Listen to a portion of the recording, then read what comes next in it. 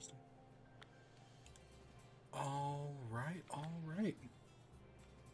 Here we are, back into Pokemons. Doing the Pokemons. So yeah, so for in chat tonight, I was like, let's jump back into some Pokemon, It's been a while. I thought I had Ogerpon out. So I was like, we have a national dex to complete, right? If you look, whichever button opens my Pokedex, we are currently at 131 out of 200. So we've caught a few of them, but we still need to catch a bunch more. So I was like, let's work on the Pokedex tonight. Instead of, just sitting down, playing a few boring matches of Splatoon. It's a fine game. I'm just disappointed the DLC's not coming out for another... who knows how long. But yeah, so I was like, let's work on that. We can do some things in Pokemon tonight. Do some random battles and whatnot. So we're going to work on that. And we're going to work on the decks, hopefully get, probably not everything, but hopefully a good chunk of stuff tonight. I at least want to hit 150. That would be nice.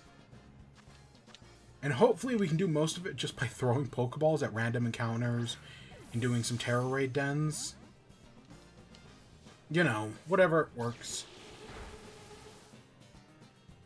So, since the last time I streamed Pokemon, it's been about a week. The thing I did do was I trained Ogerpon up.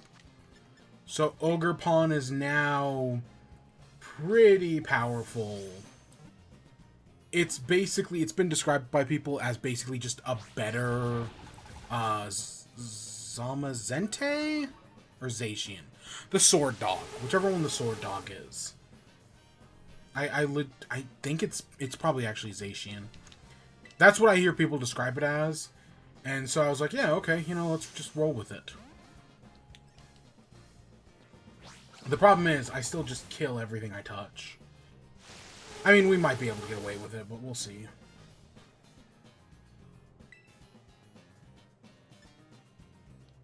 Is Power Whip? Oh, God, no. Nope, still killed it. I should be getting quick balls. But yeah, so I trained up Zacian, who is now, again, not all powerful, but stronger than they were before. So that's cool. If I ever really need that, that's now an option. So yeah, it's... Ogerpon here. And then I hear the Fire Mask is just the OP one. Right, that the Fire Mask makes it all powerful, so that's the one I'm like, oh sure, let's roll with that. Because it gives like a stat boost, the Fire Mask.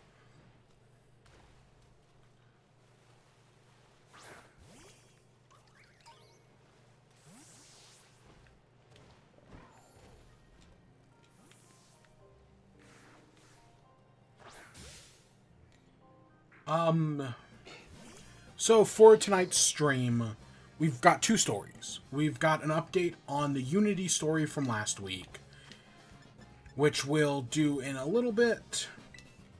And then we've got the massive Xbox leak. Right, there was a massive Xbox leak as part of the FTC stuff. So we have that as well. So that should be fun. Yeah.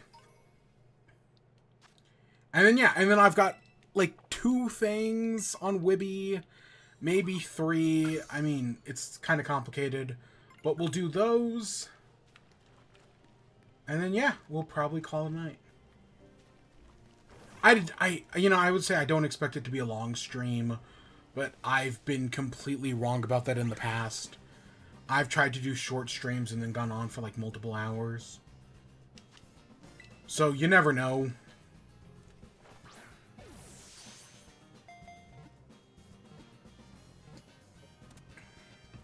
So yeah. Yeah, and then we're just going to go around, see what Pokemon we can find. Hopefully a bunch. So I guess let's start off with Xbox. Xbox had their big FTC lawsuit, right? That is now actually, like, the CMA is now actually probably going to let the merger go through. Because, right, Xbox gave up their power in the United Kingdom to stream Activision Blizzard games. Interestingly enough, they gave it up to Ubisoft, of all companies, who, you know, Ubisoft for a long time was trying to be bought by either Microsoft or Sony. Right? Ubisoft, because Ubisoft had all those controversies, still do. Nothing has changed at those right? Nothing has actually changed at those companies. But they had all those problems. And for a while, they were, like, trying to sell themselves off, right? Get somebody to buy them. There was was it Ubisoft, or was it another company that almost had a hostile takeover? It might have, it either was Ubisoft, but it might have also been Bethesda before they got bought out. Like, someone was trying to do a hostile takeover of ZeniMax before, and then Bethesda got bought out by Microsoft. Or maybe it was also, maybe Ubisoft also had that same sort of problem. I honestly kind of can't remember. It's been a while. But yeah, that's very interesting. Is PlayStation now going to actually buy Ubisoft, or are they still too much of a risk to take on? Because wouldn't that be funny if PlayStation owned the exclusive streaming rights to Activision Blizzard's games in Europe for the next 10 years? Wouldn't that be wild? God, I don't. I mean, I could totally see it happening. I don't want it to happen, because, again, these companies are getting too powerful, and we'll talk about the Nintendo thing here in a minute. But, yeah. So, as part of the FTC filings, there were some documents that were supposed to be, I'm going to say, blacked out, right? Like, they were supposed to be hidden, and when they got uploaded, they were not hidden. So, people could see all these documents. Most of the information I'm looking at comes from some stuff Wario64 tweeted, but there have been a lot of other things posted in the past few days, so I highly recommend you look into that as well. Okay. But, I'm mostly talking about the Wario64 stuff, because that's the stuff I, know from the documents. So, the first thing is we're going to be getting a new Xbox Series X as early as next year. So, we have the current Xbox Series X, which is, the mini fridge, as many people have called it. And now we have this new one, which is basically the round version of that mini fridge. It's more not spherical, it's like a cylinder. And it's digital only. But it's basically as if you took the current Xbox Series X and made it round. That's really what this thing is. It's just the current Xbox, but round. Which I think is very interesting. It is digital only, which that kind of... Again, right now there's this big problem in the gaming industry of game preservation. Do we own our own games? And a lot of these stuff from this leak makes it really feel like, no, these companies do not want us to own games. And pushing a digital-only Xbox Series X is the next step in that. It would not surprise me if PlayStation is doing an upgraded PS5 that does something similar. That would not at all surprise me. If they're going to do something with the PS5 upgrade, which we're also pretty sure is coming next year. Of course, I just bought an Xbox, right? I'm brand new to this. Okay, I'm technically not brand new to this ecosystem, but I now own a console, the modern day console within it, just to play Starfield.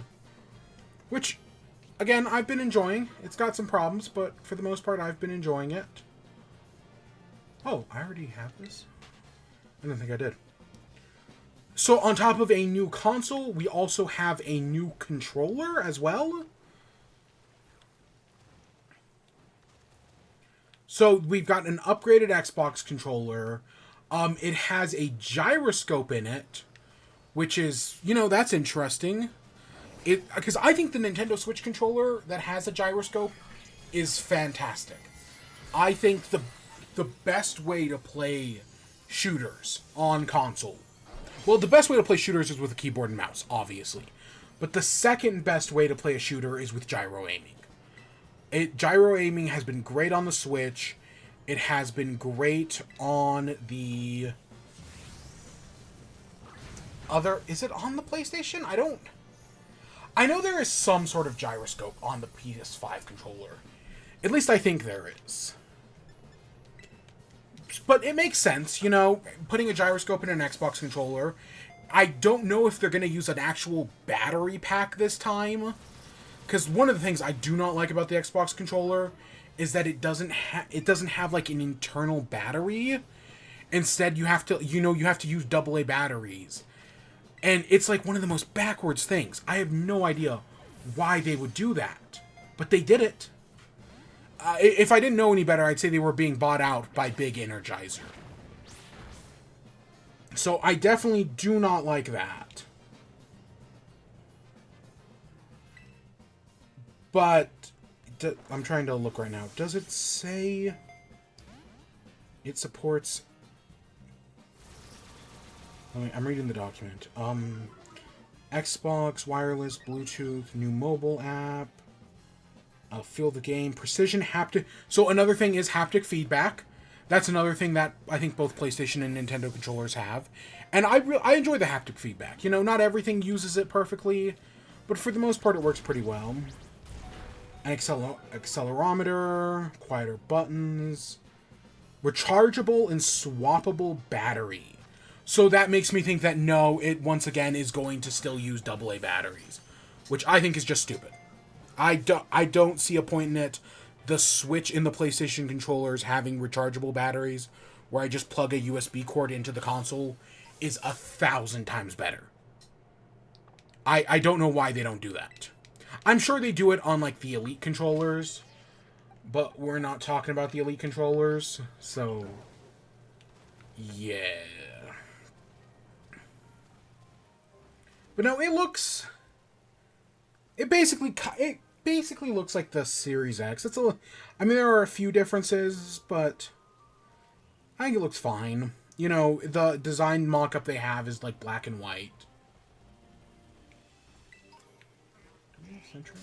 I have no idea what I have and I don't have. So I'm just going to try to, catch them all. Oh, we don't.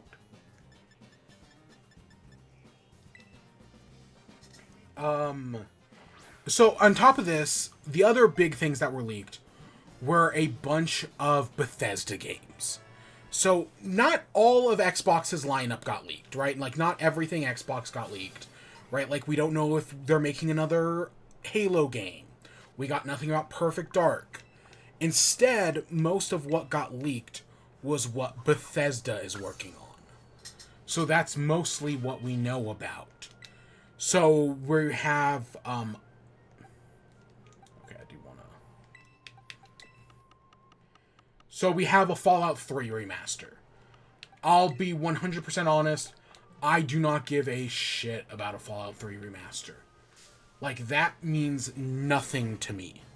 Because, I like Fallout. I like Fallout 4. I need to play New Vegas.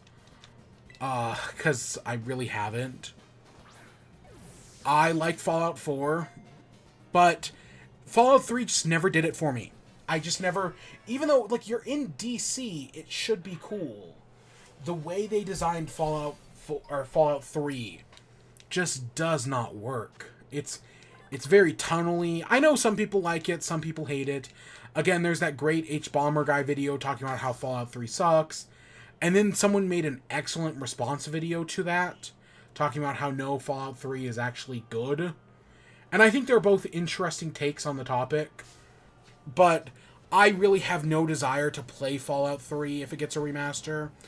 It might be something I play just because it's on Game Pass, if I have Game Pass during the time. But other than that, I have no desire. I would much rather have a New Vegas remaster. And that might be happening, because this is Bethesda's leaks. But again, Microsoft also owns Oblivion. They might have them working on that, like a small team in the background.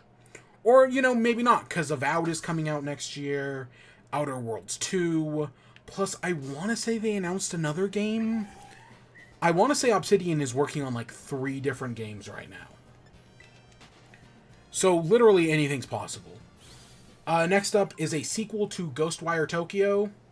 So I liked Ghostwire Tokyo. I liked I like the idea of Ghostwire Tokyo. I thought it was interesting. I know it had some development hell problems, but I remember people thinking it was fine. So a sequel, I think it's on Xbox. I think it was like a year exclusivity deal, and that year is far been over. Honestly, it kind of reminds me of The Evil Within. Ghostwire Tokyo feels like the next, which is very thematically appropriate, because I want to say originally it was the same director who did Ghostwire Tokyo, or maybe it was their apprentice, right? The person who did The Evil Within, their apprentice did Ghostwire Tokyo originally before I think they left the project. But no, if they're doing another one, that feels right. But I played Evil Within because I was excited for it. It was Shinji Mikami, right? And I was like, oh, that's going to be cool. Because, Resident Evil 4. And I love Resident Evil 4. Haven't played the remake, but I loved it. I love the original anyways. I'm playing it on the Wii.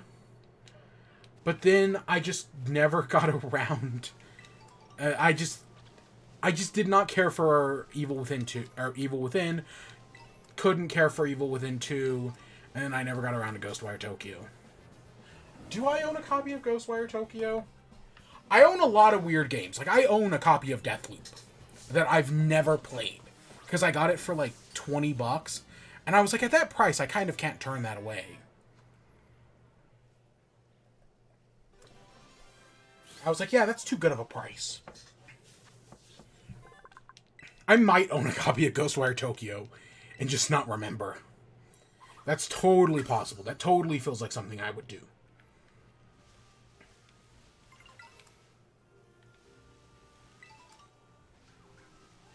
I hate that you can't tell shiny Pikachu from normal Pikachu. I actually did find another shiny. I now have 2 shiny Lechonks. When I was training up Ogerpon, I found a second shiny Lechonk. So that happened, which I think is very funny. So yeah, Ghostwire Tokyo sequel. Dishonored 3. I thought the first Dishonored was fine. I wasn't blown away by it, but I liked it. It was well enough. So Dishonored 2 was like, I never played Dishonored 2. I don't remember hearing if it was better or worse, or literally the exact same.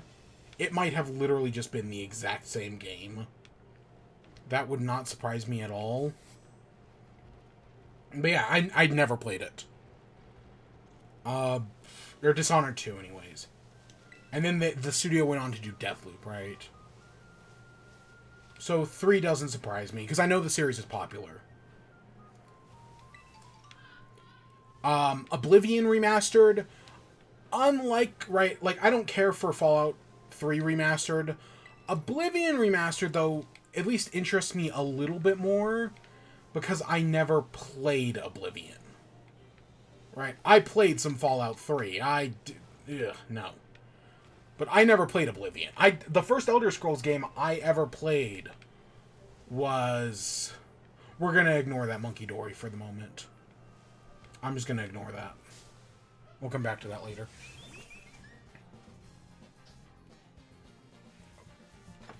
Yeah, the first Elder Scrolls game I ever played was Skyrim. So I never played Oblivion. I never played Morrowind. I know one of the games people like. The other game people hate.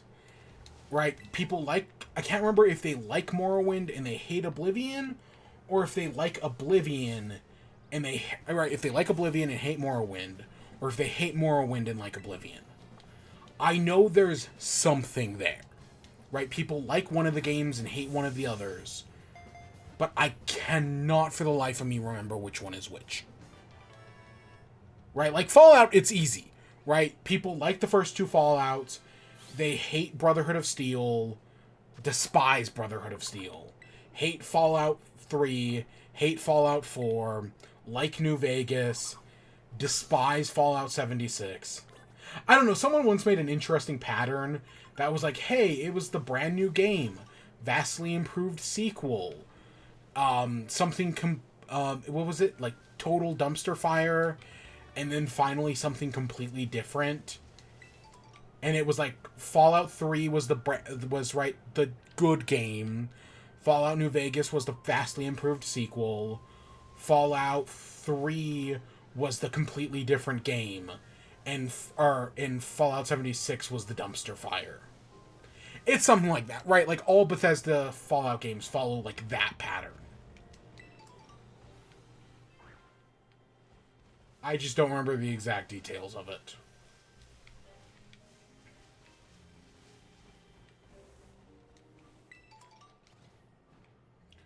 I want to say shiny Charger Bug is red. So I'm looking out for that as well.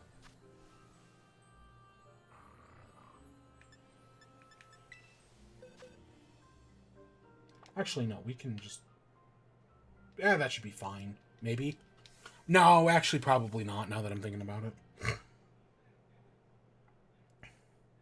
And then finally, Doom Year Zero, which I'm assuming is a brand new Doom game. Either that or it's a remaster of an old game. But I know nothing about Doom. The only Dooms I've played are the original in the remake. You know, the 2016 one. I've never played Dooms 2 or 3. I never played Doom Eternal. Always meant to get around to it. Doom Eternal. Especially when I had Game Pass. Right? It was Doom Eternal and Sea of Thieves were both games I was like, oh yeah, I've got Game Pass, you know? I kind of want to check those out. And then I just never did. So I can't remember if Fairy is strong against Dark or if Dark is strong against Fairy. I've completely forgotten. So I'm either good or completely fucked. We'll find out. But yeah, a new Doom game. Okay. So yeah, those are all the Bethesda leaks. Again, we don't know anything else about any of the other companies. Right? We don't know Perfect Dark. We don't know Halo. Because some people were freaking out, like, why is there not a Halo game here? But it's because these leaks are specifically for Bethesda.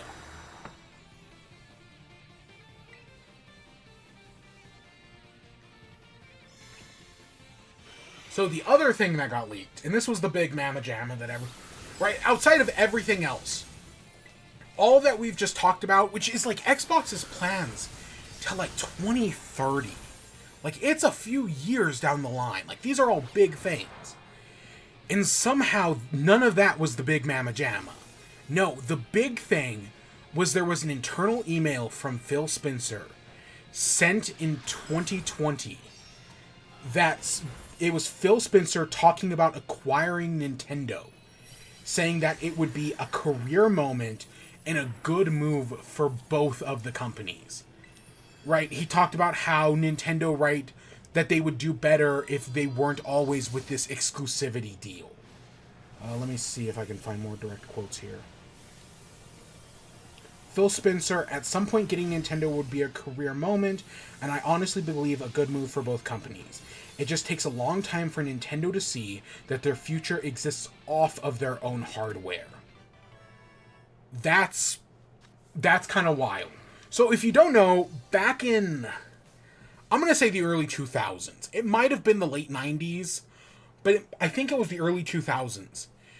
Microsoft offered to buy Nintendo after the failure of the N64.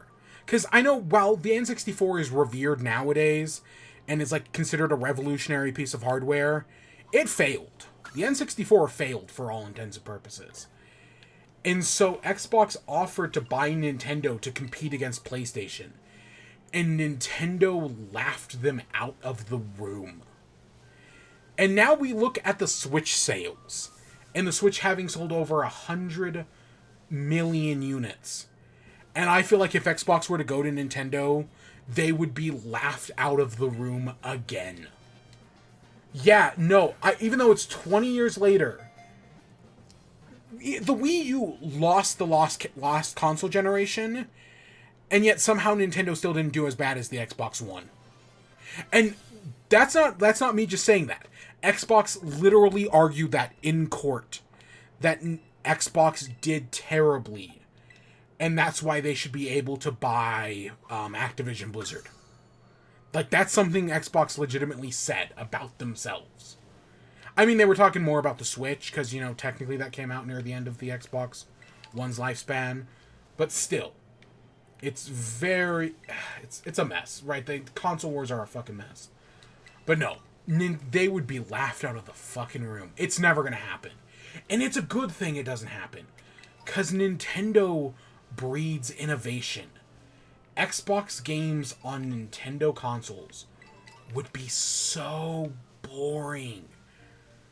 Because Xbox, right, they make boxes.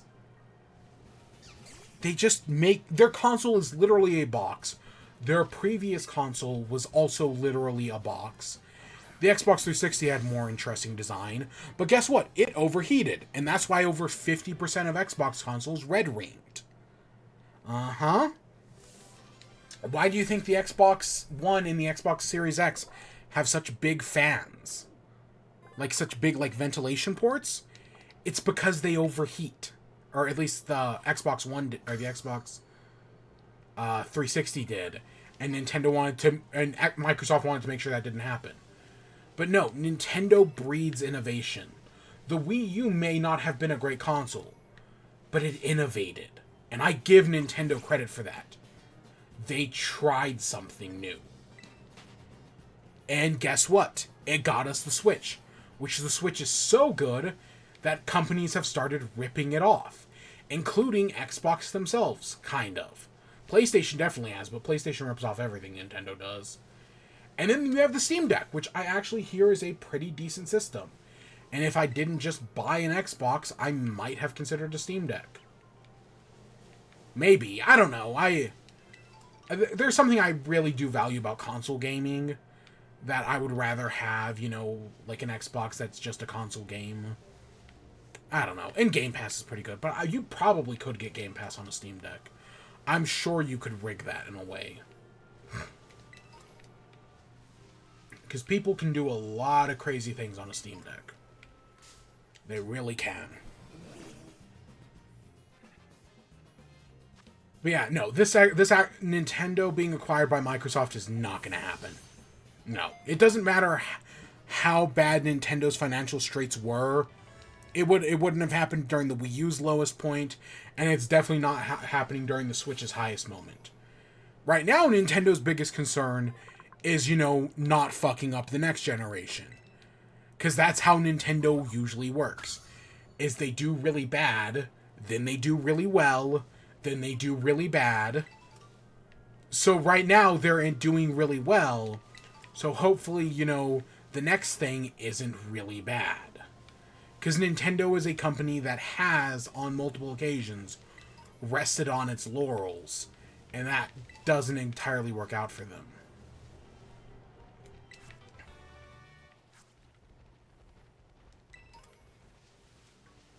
Because it did not work for the Wii U. That's for sure.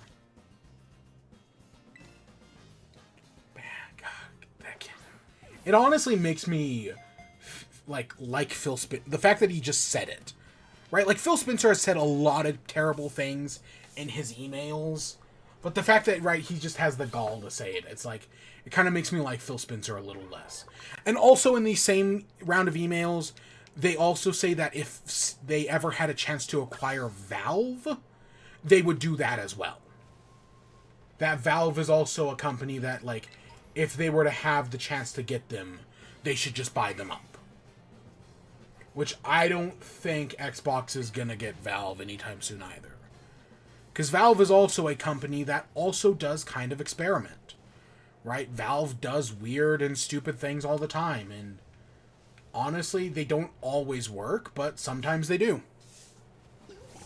Right? Like, the Steam controller was a mess, but that eventually, through a roundabout way, got us the Steam Deck. So, And again, the Steam Deck just took inspiration from the Switch, but I think the only reason I always point out how Nintendo or PlayStation rips off Nintendo, the only reason I always say that is just because they've done it so many times. Like, it's literally just one after another that they do it so frequently. That's why I find it so funny.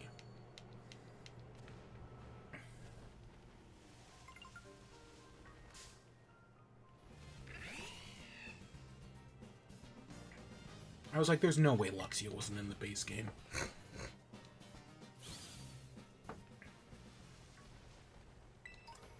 Same thing with Rockruff. There's no way Rockruff wasn't in the base game.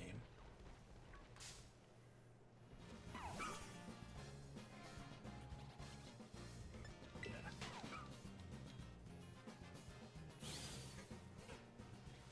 No way. I don't think you were. I don't know. You might not have been. Okay, no, you were. But yeah, so that's the whole Xbox leak. It's a whole thing. And of course, Phil Spencer did put out an official statement saying like, "Oh, this sucks. You know, it sucks to have information like this leaked, but you know, we'll be back at it again. You know, and we hope you stick around for when these things actually get revealed for realsies." He didn't say for realsies, but you know what? You know the sentiment. So I'm sure that will happen in due time. Again, I want to say this, a lot of this stuff is over the next, 10 years. So the other story we've got tonight is an update on Unity.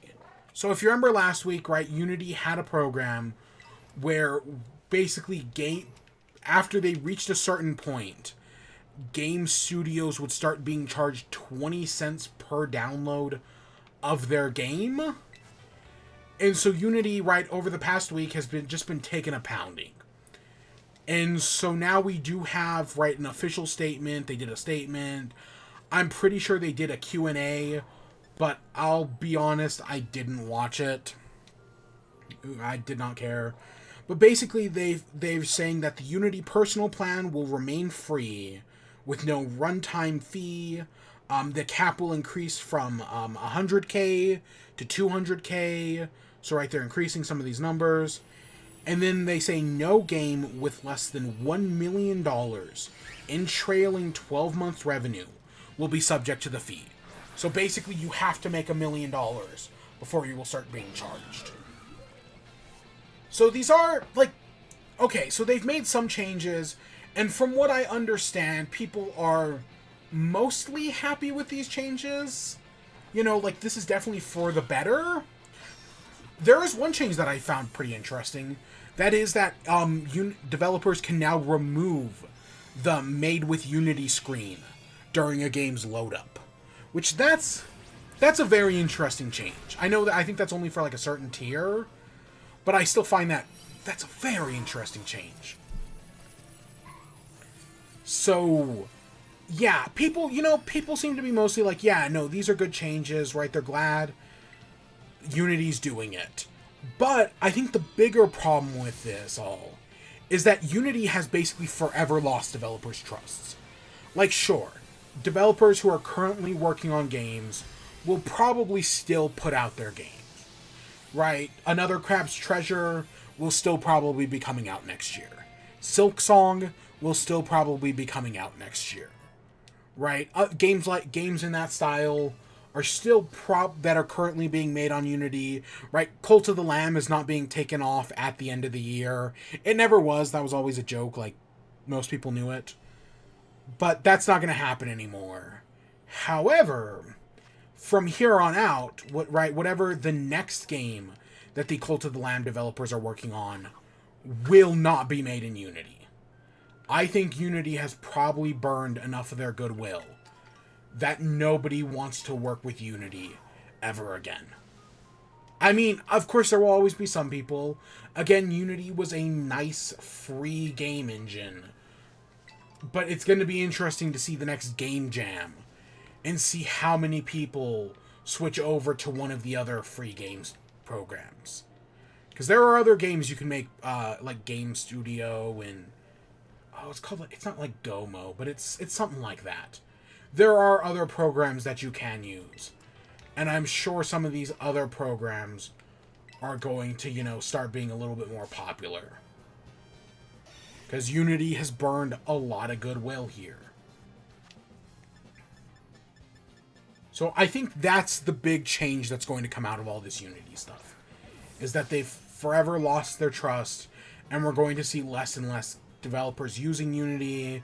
We're going to see them switch over to other, either free game-making programs, or I would say Unreal Engine, but I don't know. Unreal Engine, I know, is a whole different beast of burden to work with.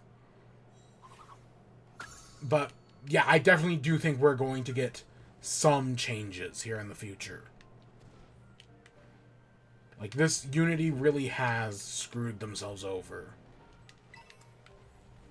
Because, yeah, even just taking, like, it was a little bit more than a week to respond to this, I think has been more than enough time to forever damage their brand. So, yeah. And that's all. Honestly, a lot, like, I'm not a game developer. I did try, not Unity, but I tried one of those other game-making programs once. You know, just to kind of mess around with it. I'm not a game developer. Like, the farthest my game development knowledge goes is watching Mark Brown and making levels in Mario Maker. I did want to check out that Game Builder's Garage. That was always, that Nintendo game, I was always like, okay, I don't want to be at, like, actual development, but that always seemed like an interesting thing, and I saw it on sale at one point, and was like, you know, maybe I should just pick it up, even if it's just to have it in my collection, and I ended up not doing that. But you better believe I considered it. Because it seemed, you know, it seemed like an interesting tool, because I know people liked the game-making stuff in Labo. Which, I still, you know, I still want to try out the VR Labo. Like, the original Labo, like the piano and whatnot, whatever. But the VR Labo always seemed interesting, and I never saw it anywheres. Like, none of my, like, it sold out from all my local stores, and I don't think they ever restocked it or anything, because I never saw it. And I haven't thought about Labo in years. But that VR stuff was interesting. And I definitely think whatever the new Switch is going to have some sort of VR thing. Not because we're ready for that technology yet, but more because it's an interesting technology. I mean, Nintendo was on the VR train before anybody else, and I feel like there's a part of Nintendo that still kind of wants to experiment with that, even if it's just like making another version of the robot smashing thing. Because, you know, Miyamoto likes messing around with stuff like that. Oh, I didn't get a C-Dot yet? I'm gonna have to go find one of those.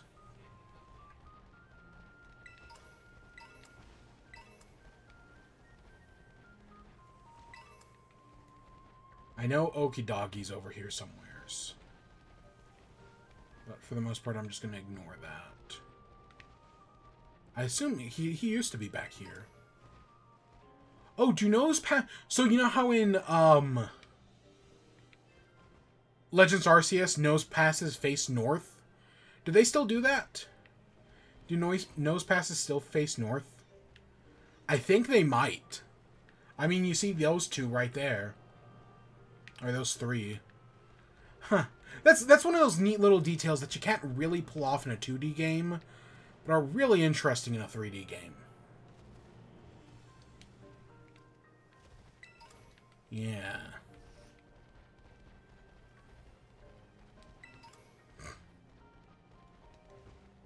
I have such a weird... Nosepass, I think, is an interesting Pokemon.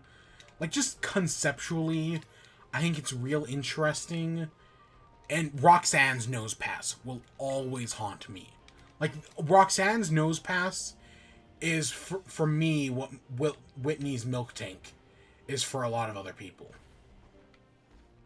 Right? A real pain in the ass. At least in my memory. Was Volby in the default game? Your name's Volby, right? No, you're... Yeah, okay, you are Volby. And you were not.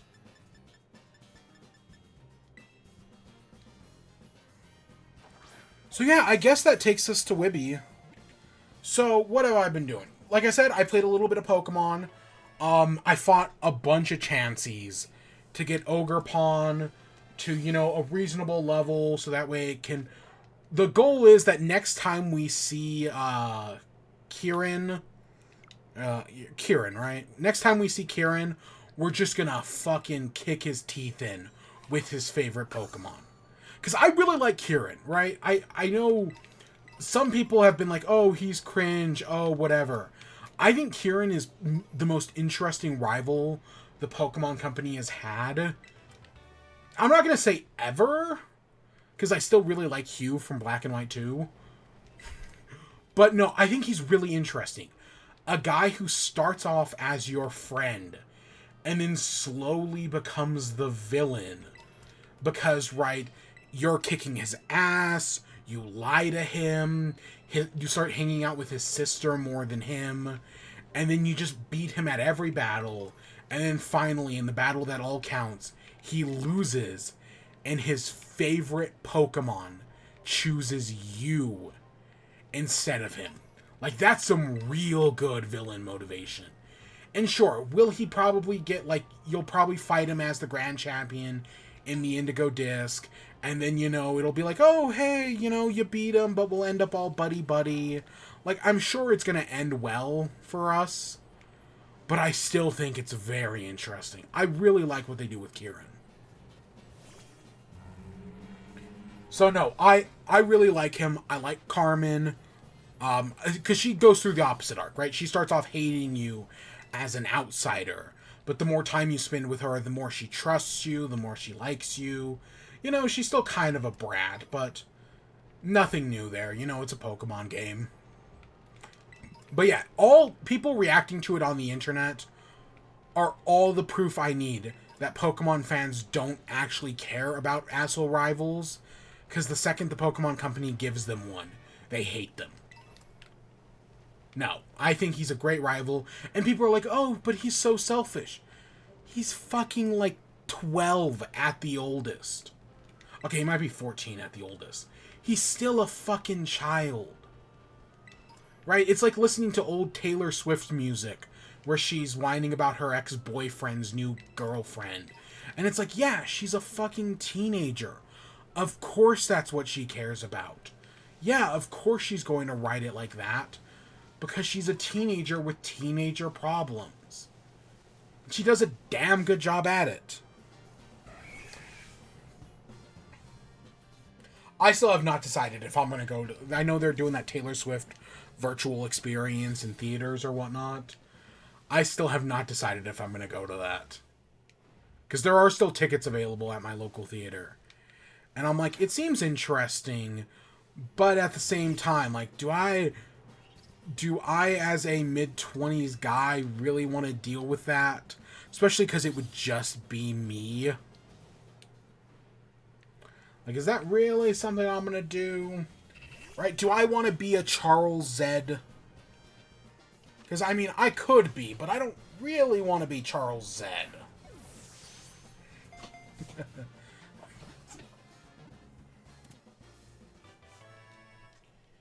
So, yeah.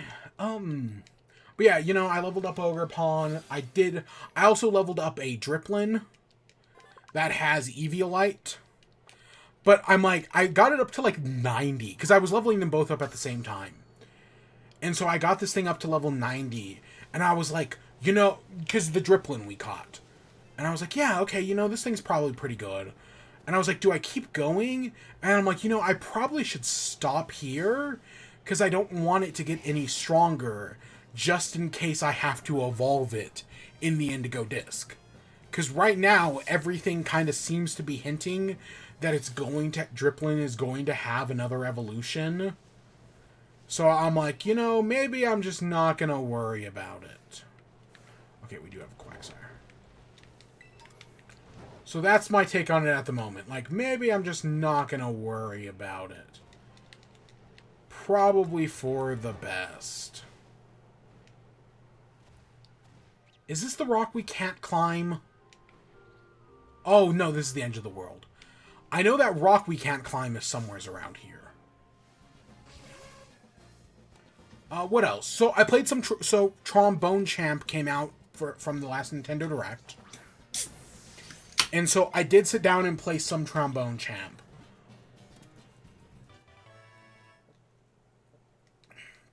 So the method I was interested in for controls was the IR sensor, right? Where you move your hand nearer or farther away from the IR sensor, and that determines like how the thing moves.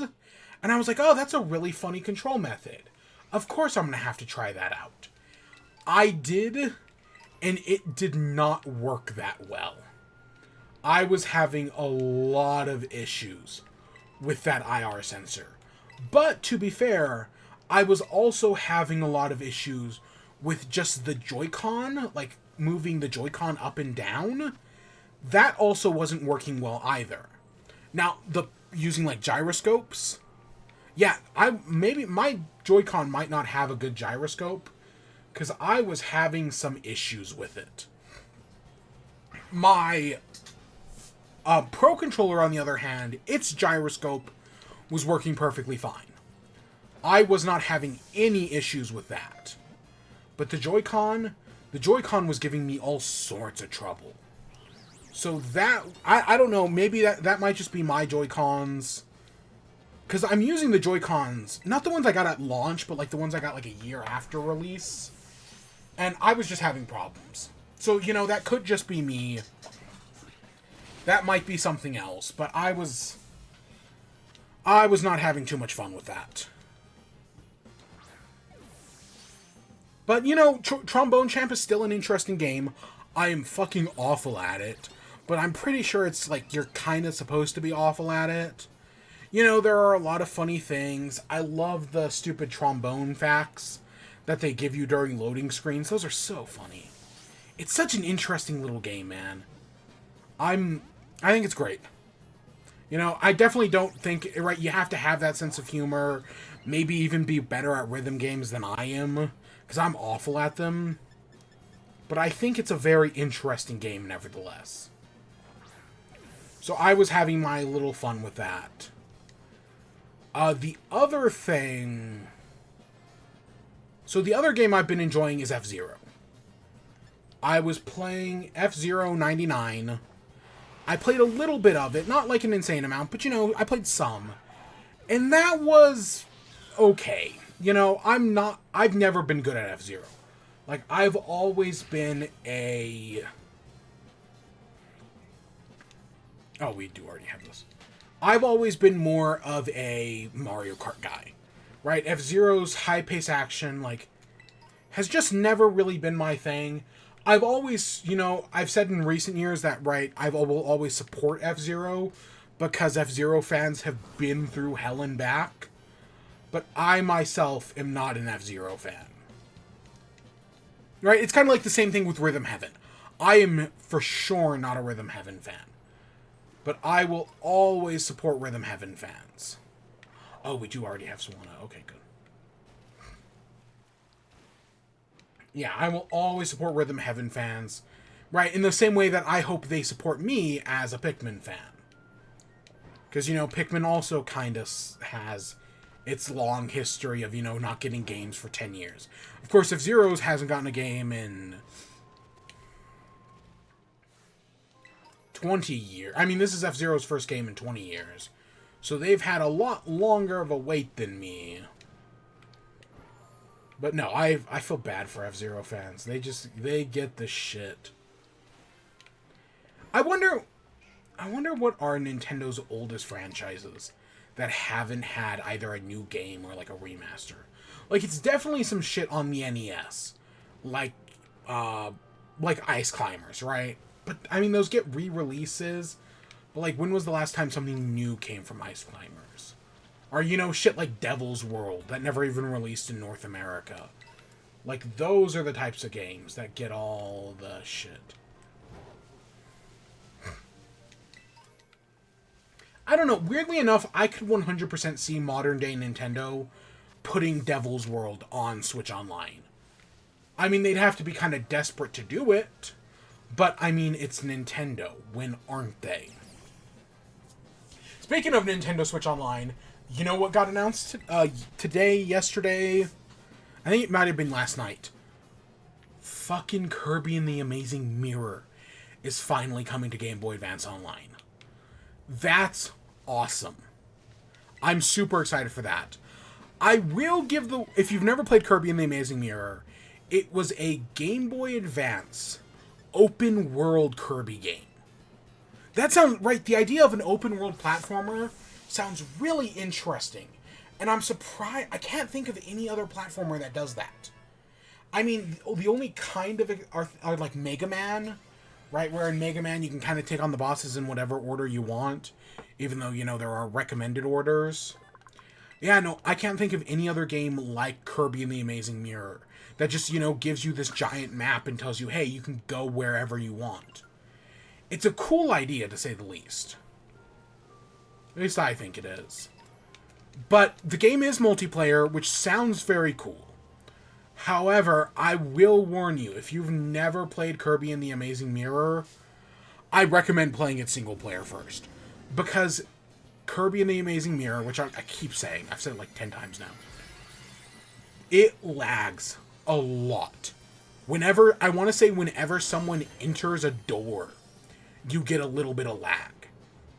And even though the Switch is on, you know, modern hardware, I doubt that actually helps it any. Honestly, Kirby and the Amazing Mirror should have gotten a remake. I feel like remaking Kirby and the Amazing Mirror, and remaking Squeak Squad as well. Do both games in a single package, because the two games remind me a lot of each other. Squeak Squad and the Amazing Mirror are both very similar games, in my opinion. It would be really cool if both... I know one was on 3DS, or DS, I mean. But I think both games deserve a remake. I'd love to see them as one package. Make, Squeak Squad multiplayer. That would be fun. Do, like, some sort of challenge where your 4 Kirbys go off against the 4 members of the Squeak Squad. That would be a really cool boss fight, you know? But no, a remake would fix a lot of its problems. So I would love to see that. But I would kind of, you know, having online Kirby and the Amazing Mirror sounds awesome. It's not going to be awesome. That game lags to hell in high heaven. So, you know, maybe you can deal with it, right? I'm sure you can look up a Let's Play. I'm pretty sure the Runaway Guys did a Kirby and the Amazing Mirror Let's Play. So I recommend looking up that to see, you know, how it runs. And, like, if you can handle that, then go for it. But if not, I don't recommend it. Because I don't expect this port to be any better. Who knows? I might be wrong, you know. I could see Game Explains putting out a video being like, hey, guess what? The lag's no longer there. And I mean, Kirby games have lagged before. The Kirby's Dreamland? Kirby's Adventure? Whichever, the NES Kirby game lagged a bunch as well, right? Like, I did a Let's Play of it, and I was like, oh my god, I forgot how much this game had lagged when I played it a few years ago. It's not great. Like, it's way worse than I thought it was going to be.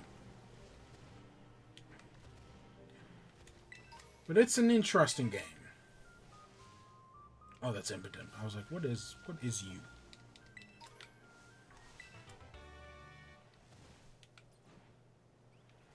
So, yeah. Yeah, I was talking about, what, F-Zero? Yeah, it's fine. You know, I wasn't blown away by it. I still stand by. The idea of F-099 makes a lot of sense. F-Zero is all about, right, crashing into other racers, right, high-speed action.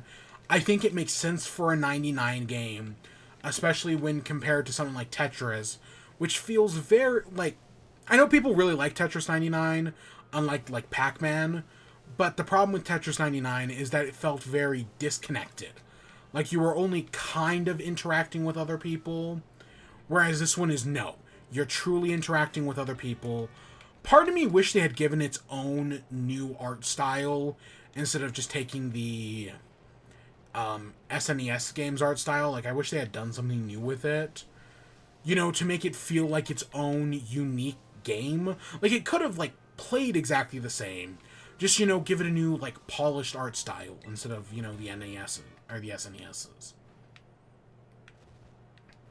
But, you know, what you gonna do?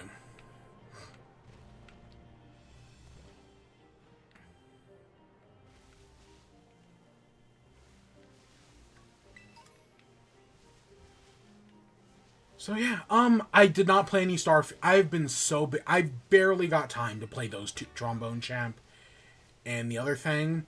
You better believe I have not played any Starfield. I just have not had the time. I really just need to sit down and beat that game. But yeah, so I haven't played any Starfield, even though I do want to. I haven't played anything else, you know.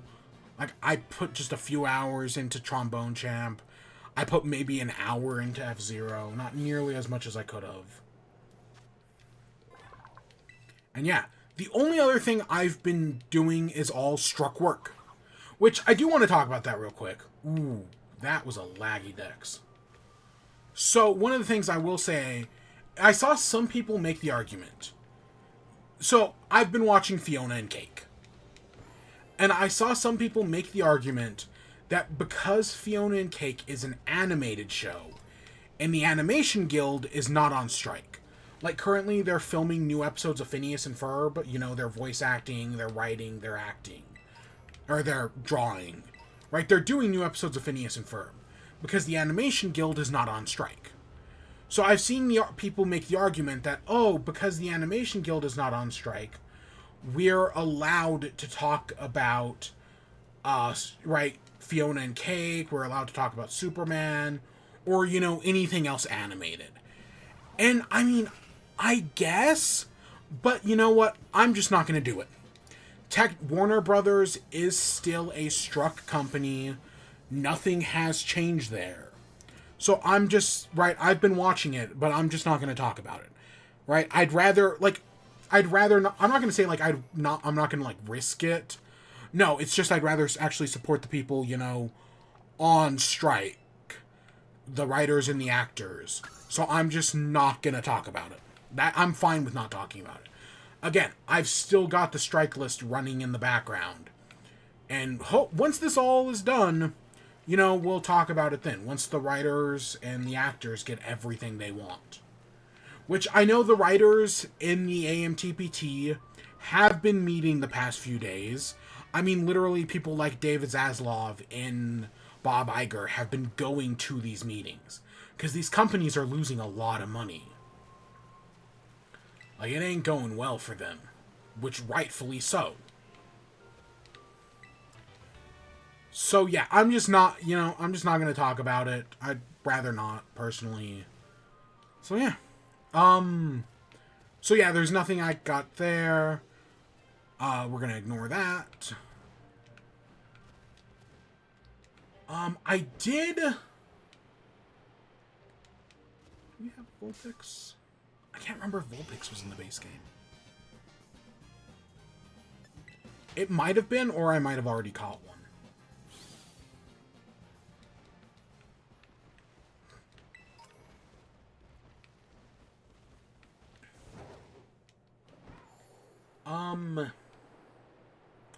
I did read a book.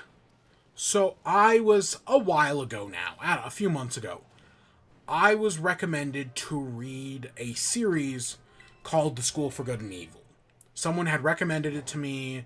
You know, I've said before I'm a big Percy Jackson fan. And I want to say, like, on the copy of the book I have, it's a quote from Rick Riordan. And I was like, huh, interesting. So I'd never heard of the book.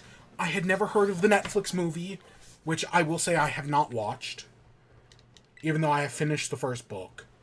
But I was like, you know, I'm kind of curious about this. Sure, I'll check out The School for Good and Evil. Sure, it seems it's like a school for, like, princes and princesses. I'm like, yeah, that seems, you know, kind of interesting, I guess. Yeah, sure, let's check it out. And I thought it was fine. You know, like, I wasn't blown away by it, but I didn't hate it either. There were some moments. I do not like Sophie. And I know that's kind of the intention. So the whole set, if you've never read or heard of this book before, the basic setup is that there's this town where people, right, they love their fairy tales. And every 4 years, people get kidnapped. Oh, we don't have Ninetales, okay. So, right, every 4 years somebody gets kidnapped. However, the townspeople started to notice that the people who were kidnapped would later show up in the fairy tales. But, right, the people are still, like, worried about, like, oh, their kid's getting kidnapped. However, our two main characters are named Sophie and Agatha.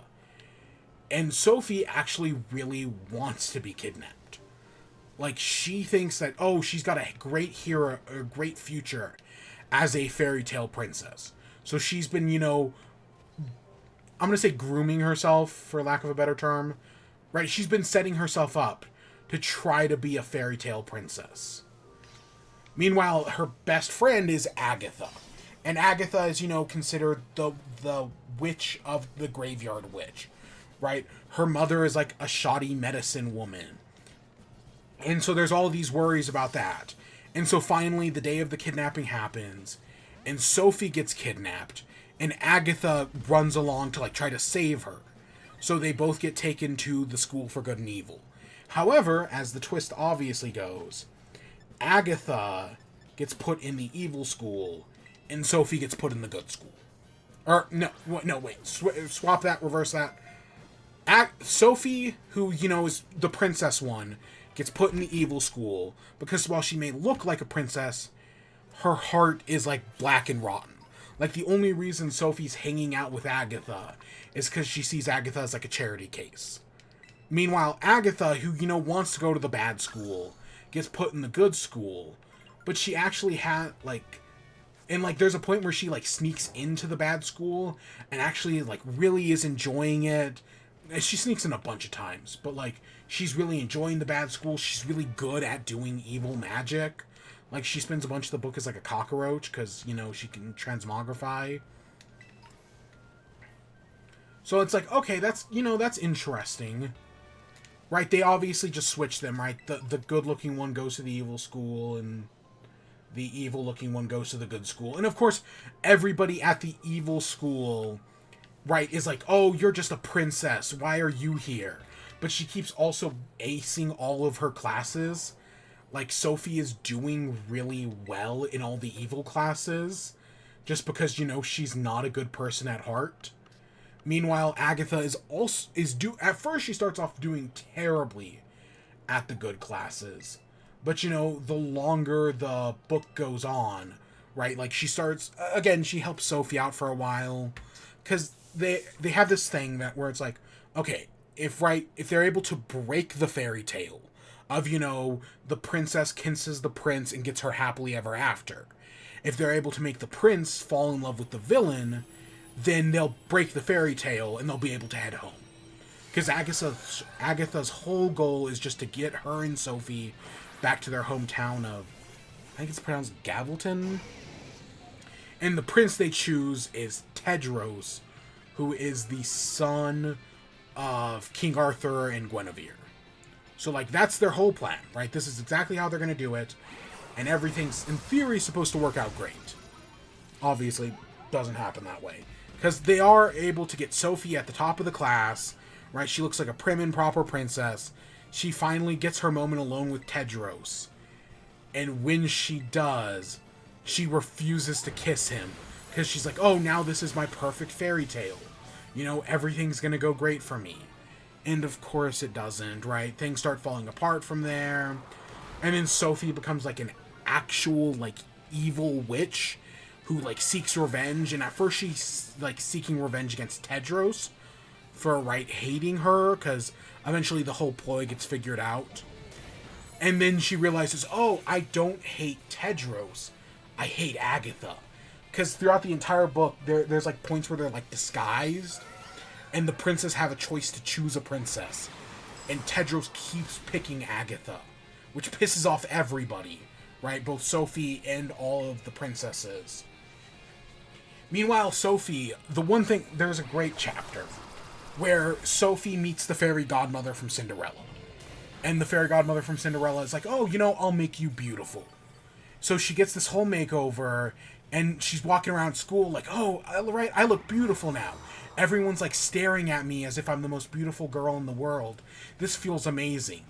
And then she gets back to her room with a mirror in it and sees that she hasn't been changed at all. Right? She just needed to be more confident in herself. And then her inner beauty will shine through.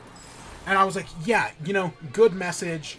I like that. So I think that all worked out pretty well. And yeah, I enjoyed it. Definitely. So, you know, Sophie, I don't know, there were just moments where, like, she just started to get on my nerves. Especially, like, later into the book. Right, once she started becoming a witch and whatnot. Like, there are some things I really like. Like, her big, grand witch plan is to actually throw a ball for all the evil people. Because usually only the good people get to go to the ball. So she throws a ball for all the good people, or for all the evil people, makes all the evil people beautiful, and then makes all of the heroes, the prince and princesses, look like monsters. And I was like, oh, okay, that's kind of cool. But I did get kind of confused near the end. Like, I feel like I might have, like, skipped a page or something, or... You know, I was listening to the audiobook, and I'll be honest, the audiobook is kind of cringe. I don't know, whoever they have voice acting the audiobook, at certain points I was just like, oh my god, it was kind of a struggle to listen through. Because, like, because I have the audiobook, but I also just have the actual, like, digital book.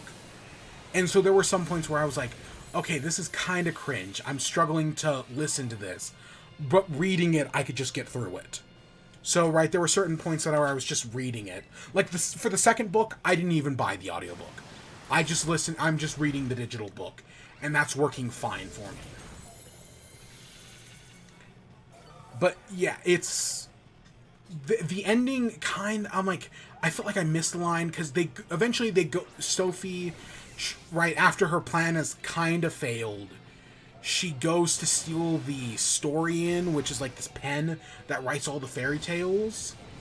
She goes to steal it from the headmaster. And then the headmaster reveals that he's actually evil and that he's in love with Sophie. But there's some sort of, like, weird twist there. Right? Like, like Sophie, like, runs away from him. Like, something bad happens there between them. Because, like, she thinks she's going to get our fairy tale ending. And then the headmaster kills her. But Sophie ends up being revived via true love's kiss to Agatha. So I was like, oh, shit, like, that's cool. You know, are we getting a lesbian romance? Ooh. And then the second book has kind of... They keep calling each other best friends. So I'm like, I don't know how to feel about that. We're like one hit away, and I don't think we made it. Maybe we did. Oh, we did. So I was like, I don't know how to feel about that, right? Like Agatha keeps calling Sophie... Or, right, they keep calling each other their best friends.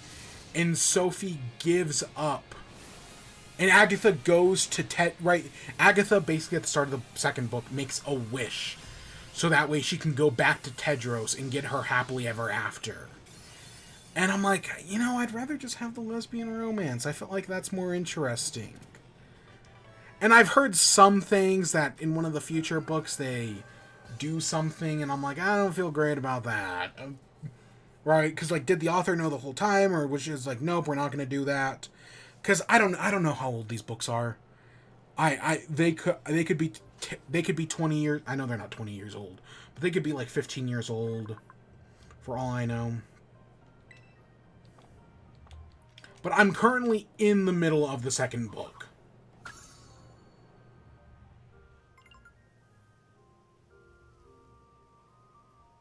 Like, I'm literally on, like,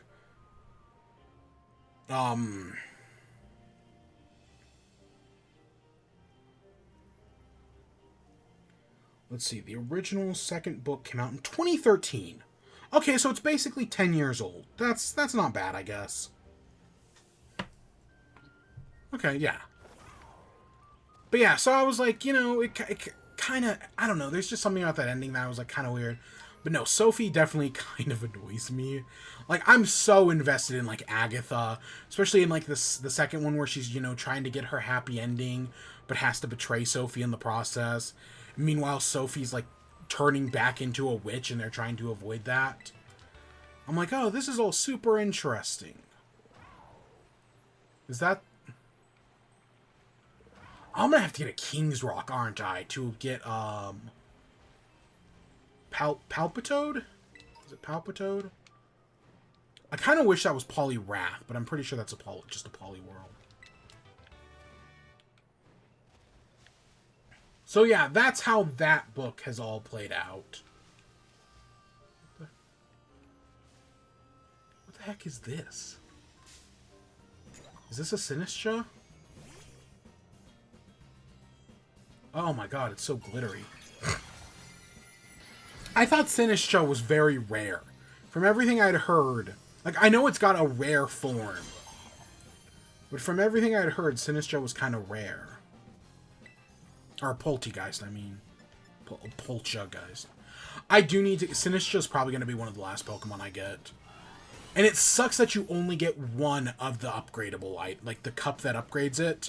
You only get one of those, and that kind of sucks. Because, you know, assuming it is a good Pokemon, I would love to do something with it. But I don't want to waste the one cup you get. I'm pretty sure you can get another cup from doing the balloon popping minigame. Which I did hear that through the balloon popping minigame, you can get a shiny Munchlax. Right? It's one of the only times in the series where you can actually get a shiny Pokemon. That's like guaranteed, right? The red Gyarados, the 2 shinies in Gen 5. Oh, hey, Victory Bell.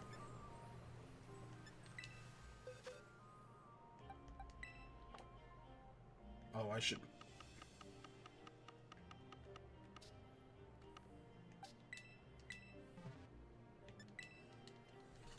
Maybe? I don't know. I can always just use Makuhita again. But yeah, so in the second book, like I said, I'm like halfway through. Because, right, the big thing is, right, they go back up to the castle to confront Tedros. Meanwhile, right, Sophie's following them in disguise, right, because she's, like, hidden. And then during their big Agatha-Tedros encounter, Sophie sabotages things. But Agatha doesn't know. But Tedros knows that Agatha was there, but Sophie doesn't. And I'm like, ooh, the drama. But I haven't gotten any farther than that.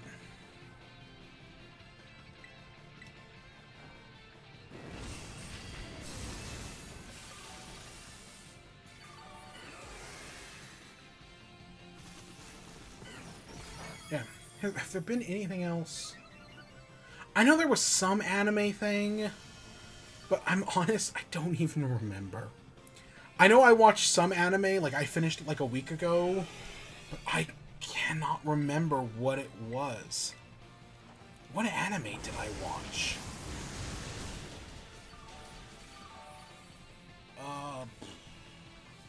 I don't remember. I haven't been reading any manga.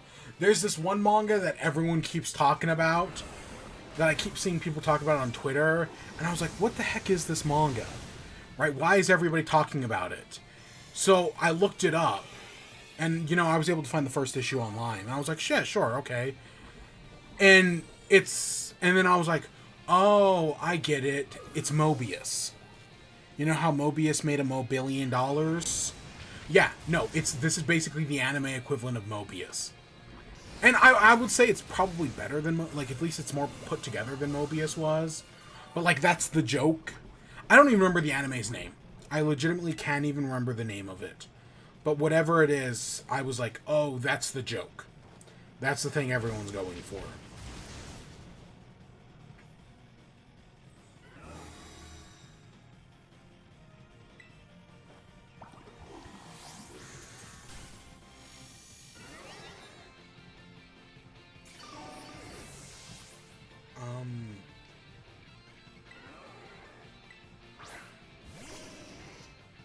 Trying to find it real quick and I can't. Dimension 20. So I've been listening to Dimension 20 on my drive into work and my drive home.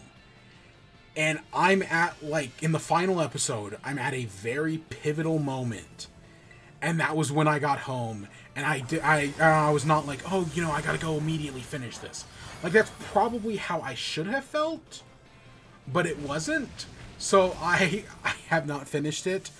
I've got maybe like an hour left in the episode. Maybe. Probably even less than that. Like, it is good, right? Dimension 20 is still fantastic. They announced the new season. I think they're doing it they're using Dungeons and Dragons 5e. I know Abrea is the DM, which I really liked Misfits and Magic. But this seems to be, one of the darker seasons. They're doing, right, kind of like Crown of Candy, where it's like, this time people will die. And so I think that's going to be interesting. But yeah, I honestly don't know if I'm going to go, like, immediately watch it, though. I don't know. I saw someone point that out, like, Dimension 20's one big problem is that they're always putting out new stuff, and you never have a moment to rest. They just go from season to season. And I'm like, I mean, technically, I don't think the new season premieres until October, so we basically have 2 weeks. Well, 3 weeks counting this week, but still, that's very, like, back to back to back. Right? It feels very, like, sudden. So, I'm sure it'll be fine. But, yeah. Oh, it's raining now. I hope that Weeping Bell's still right here. Because, yeah, I saw it before I entered the thing. And I was like, oh, it'll just be here when we get out.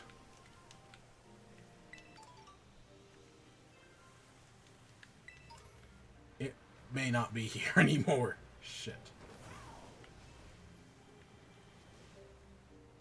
Oh, God, I don't know where that Weeping Bell encounter was. Oh, okay, it's right here. It's fine. I'm getting really lucky with the, spawns in, the what's it called?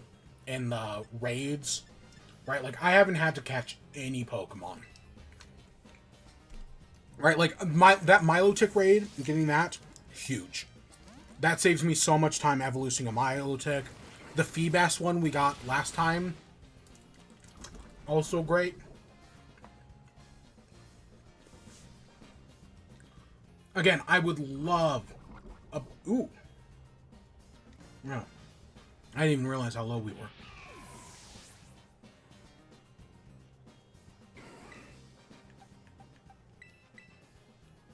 The Feebas one we got last time. The Applin one, right, that saved us some time. Even though, I guess, the Applin, you can buy the Applin apples for 500, and they sell for 550. So in theory, there's a way to, make infinite money by just buying a bunch and then selling them back. But you might only be able to buy one at a time. Which, amulet coin. You can probably make back money faster. But, like, if Let's Game It Out were to ever make a Pokemon video, that's how he would make $1 million. Is just by selling apples. That's very much a Let's Game It Out thing.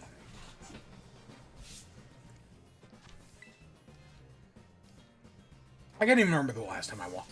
Does he still put out videos? I feel like it's been a long time since I've seen anything from him. I was watching the new not Soviet Rumble. Does he still put out videos? It would not surprise me if he hasn't put out anything in like 5 years. Oh. No, I was watching the new, Veil Fisk. They did, the most dangerous game. And I'm like, oh, that's fun. But I was in the middle of that. Oh, isn't Clefairy in this area? Or, like, in part of the DLC? I'm surprised we didn't find an Arbok. Conkeldurr would be another great one to find. Get a Conkeldurr raid.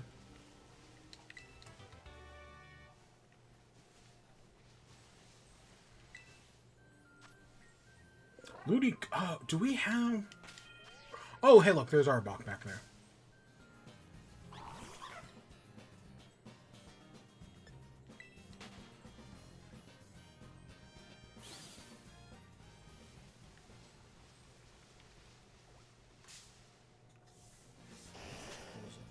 oh, I want, you know, because I'm just playing Pokemon at this point, right? Who cares?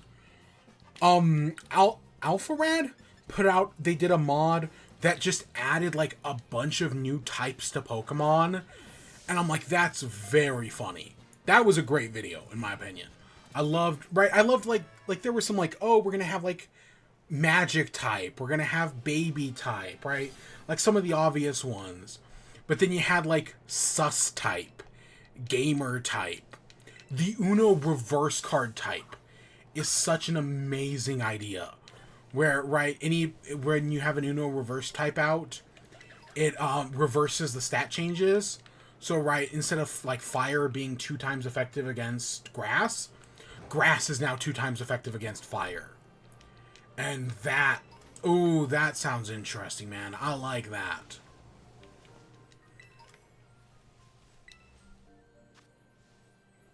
Oh, hey, so we can probably do this one. Yeah, so that's like that's very fun. But yeah, the sus type, the gamer type, the prime type, that's only Pokemon that are prime numbers. Very fun.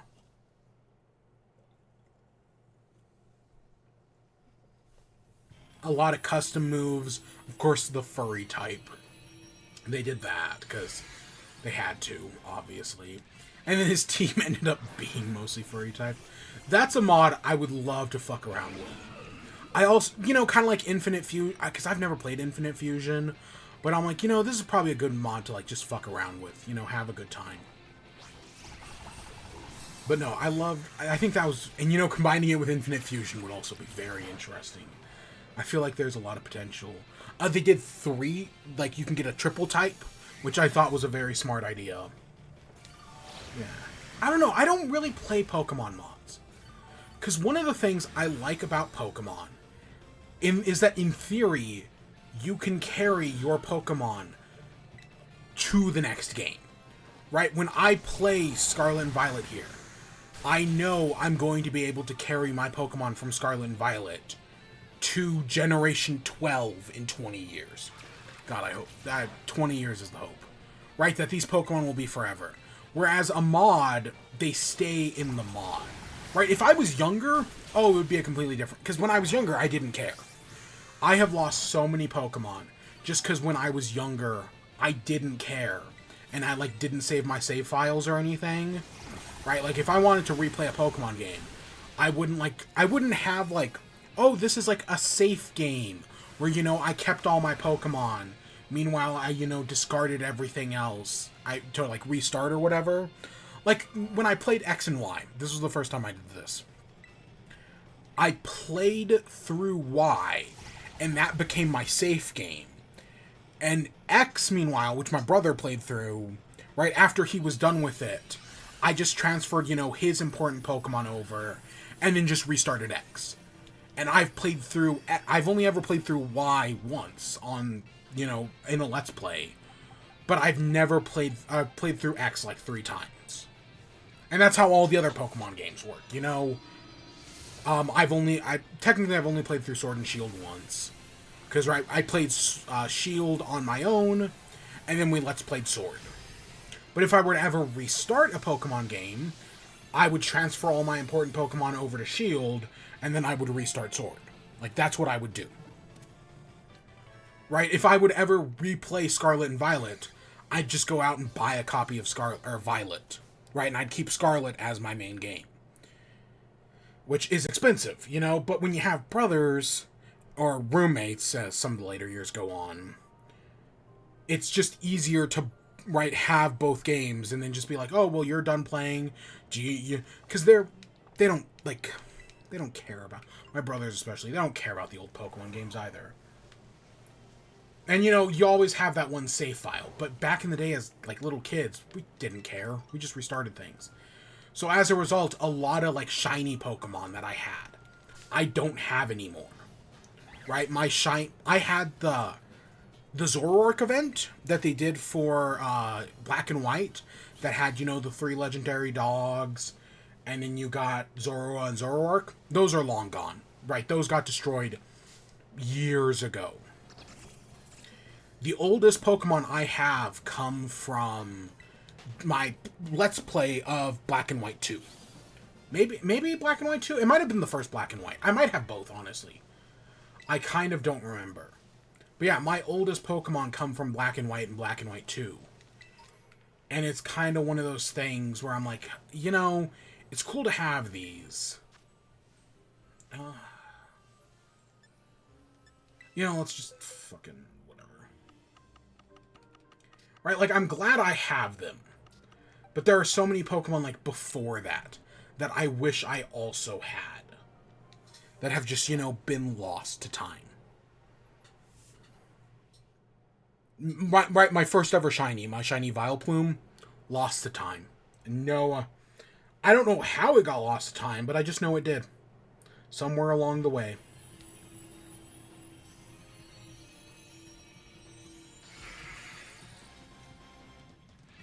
Yeah, so one of the things I've wanted to do for years now, I guess, 6 years now, is I've always wanted to have a living dex.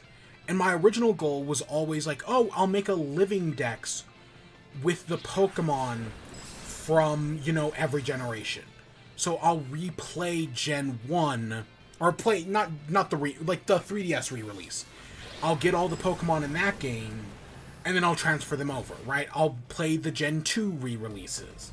I'll play, because I still have my copy of Emerald, I'll play that. I'll play my copy of Platinum, Black and White 2. And then I'll transfer all those Pokemon up to, you know, eventually create a living dex, right? With the Pokemon from those games. And that was a plan I had for a long time. Something I always wanted to do. And I just never did it. You know, like, I have Gen 6, I have Gen 7, I started Gen 4, never beat it. I started Gen 5, never beat it. I did do Gen 1 from the Red and Blue remakes that released on the 3DS for the 20th anniversary. I did do those. I bought Crystal, I never played it. The Crystal remake. But right, it was this plan I always had that I just never... Because Pokemon games take so long for me to play, and I think I also put some time into Heart Gold and Soul Silver as well. Like, I was at, like, the 7th gym. But it's always, right, it's always something I, in theory, wanted to do. But recently, as I've been thinking about it, I'm like, you know what? Maybe just fuck it. Like, between Sword and Shield, Let's Go Pikachu and Eevee, Legends Arceus, and Scarlet and Violet, there are only about 27 Pokemon that you cannot get. And with the DLCs for Scarlet and Violet, a lot of those Pokemon are being added back. Right? We know Ducklet and Swanna were added in this DLC. So was the Levani line.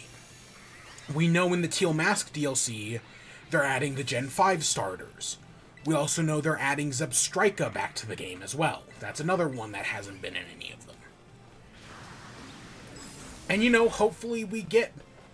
You know, I think just for the purpose of doing it, they should add back in the others. The elemental monkeys that people really hate, Patrat and whatever its Watchog, that I know people also hate, the Furfrou and of course all of its gimmick, and then finally Meteor. That's every Pokemon that you cannot get. And I'm like, yeah, you know, maybe they should just add them back. I know nobody likes Patrat and its evolution, but I still think it deserves a right to be catchable in the modern games. At least that's my thoughts on things. But I'm like, you know, I'm kind of getting to the point where I'm just like, you know, fuck it. Maybe I just transfer everything from Gen 6 onwards. So, right, X and Y, and I just go from there, right? I just ignore the previous games before that, because it's getting harder and harder.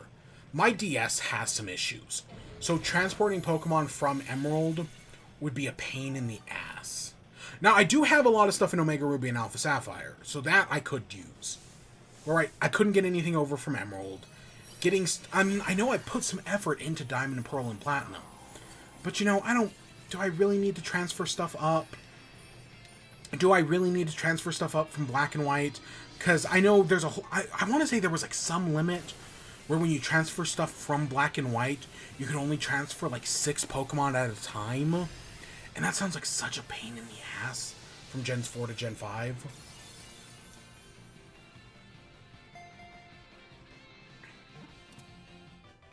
So I don't think I will. I really have, because I've been thinking about this past few days.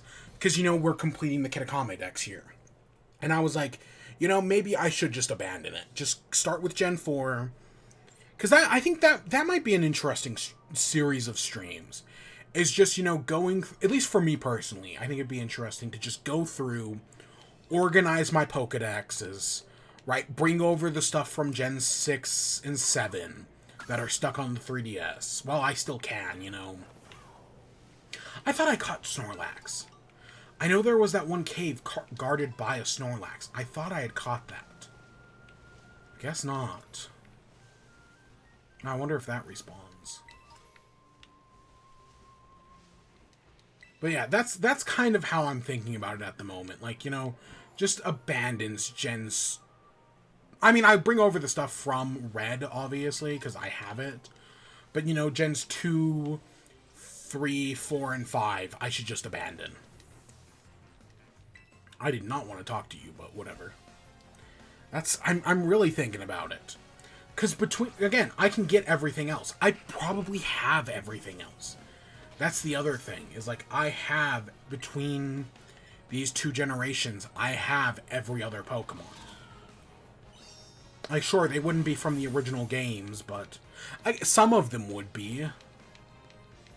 Some of them would.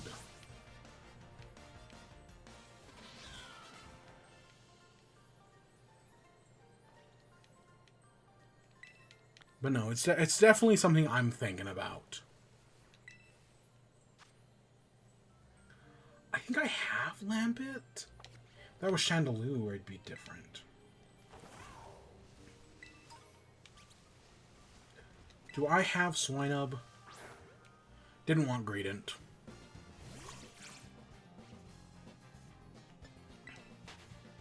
Squovid, I mean. Whatever. No, I don't. Maybe I have its evolution, Paloswine.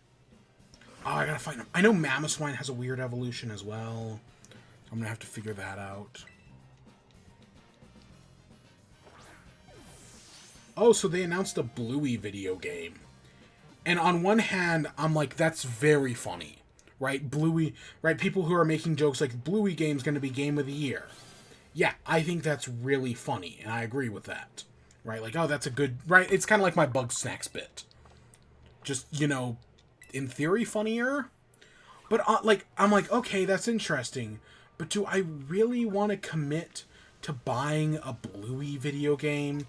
Like, I watch the show. I enjoy the show. But a lot of these licensed games are usually garbage. Do I... I mean, it's presumably the same writing staff, and, they got all the actors and the voice actors and whatnot. It was wild in Fiona and Cake to hear the voice actor behind the dad in Bluey. I was not expecting that. I'm just gonna say that. Like, that was not something I was expecting to hear. Because Australia, I guess? Oh, Conkeldor. Okay, there we go. Yeah, these raids are nice to get me exactly what I need. Punch birds, don't punch birds. We've got an electricity move. We'll be fine.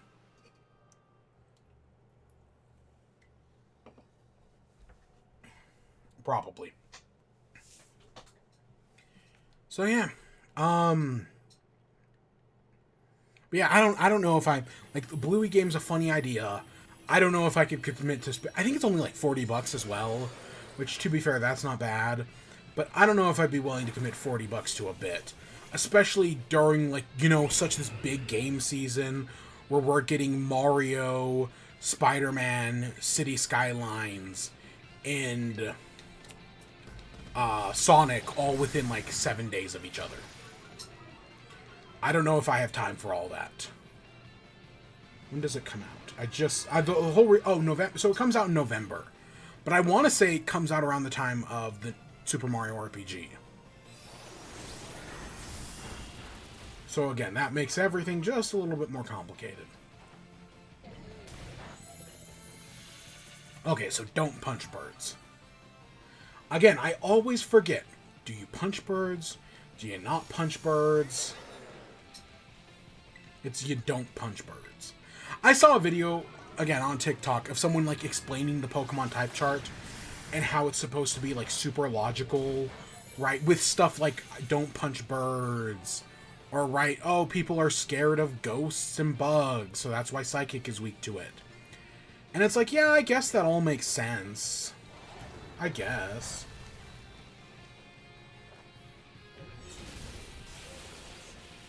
Oh, that's what I'm talking about. Holy shit! Was not expecting that. Again, I don't understand how recoil works, clearly. Sometimes it kills you, sometimes it doesn't. I'm assuming it's based on the amount of damage we do. That's a lot. I still think we'll be fine, though.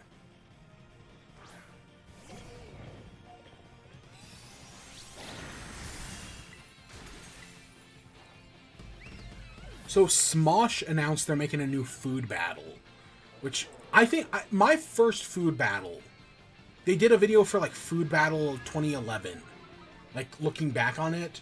And I don't know if 2011 was my first food battle, but I know my first food battle was around that time. Like, it might have been 2010, 2009 was my first food battle. It's a really good, or at least in my memory, it's a good series.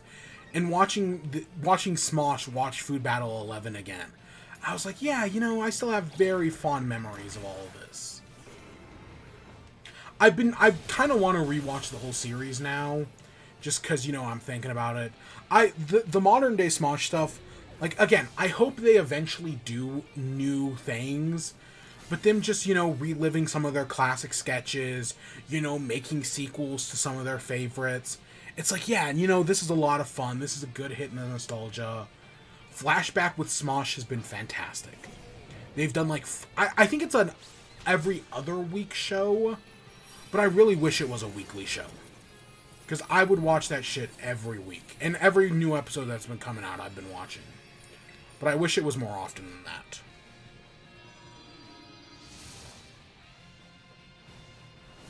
Because, yeah, no, it's really interesting. I'm glad they put it on the actual main Smosh channel instead of on their podcast channel. Because I didn't even know when a new... Because I'm not going to subscribe to the podcast channel just for that. I would say I'm very picky with what I subscribe to nowadays. But that's not true.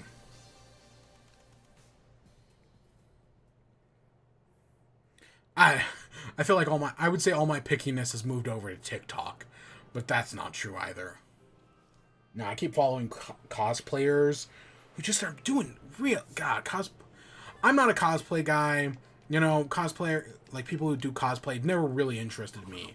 But there's some good shit out there, and I feel like TikTok allows them to do some fun and funny content.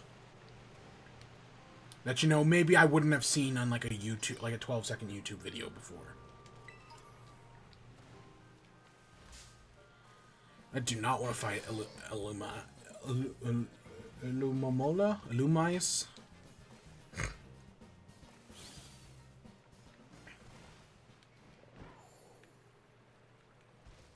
I thought that was a Magikarp up there for a second. Did we check this one?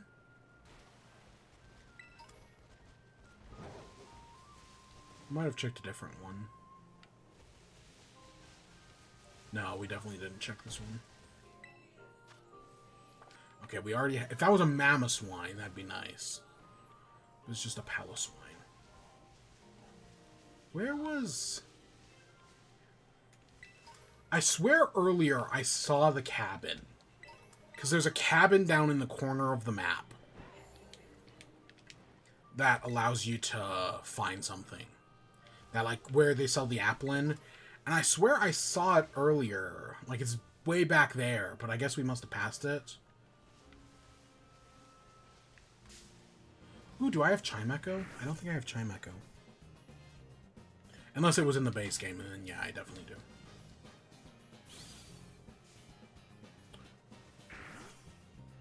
I don't need your Poochianas.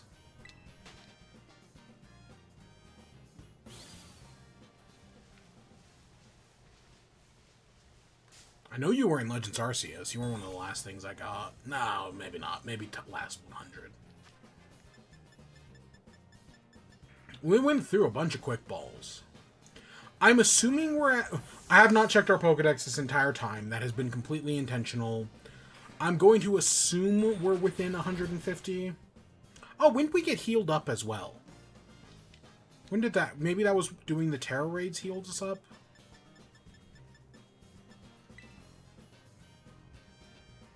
I also haven't saved in a while either.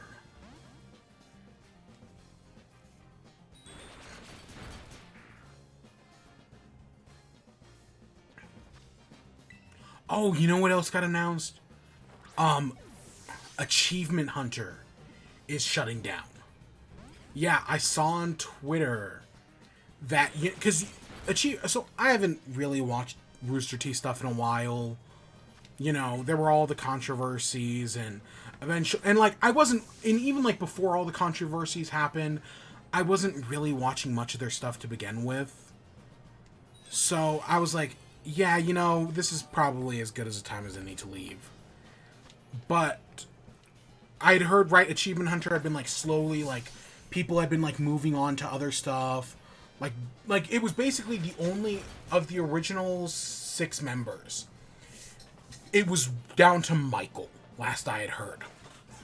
Right, that it, like, Jack went on to do Inside Gaming. Jeff and Gavin are doing Fuckface. I don't know what Lindsay... I think Lindsay's doing, like, VTubing nowadays. Like a VTuber Ruby. Which actually makes perfect sense.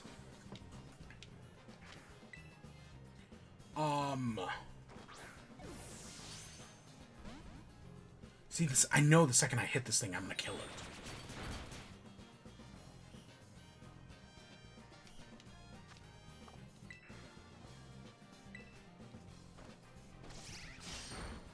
Oh, ooh, we got lucky.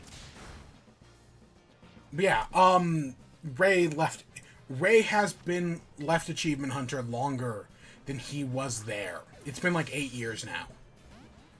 And I saw him make a video about like, hey, what's your thoughts on Achievement Hunter? And it was just him going like, doing to the song, I don't give a fuck. Which, I mean, fair. Fair. I don't know, that one time he came back for that one episode of Off Topic was fucking hilarious. Like, that was such a great episode.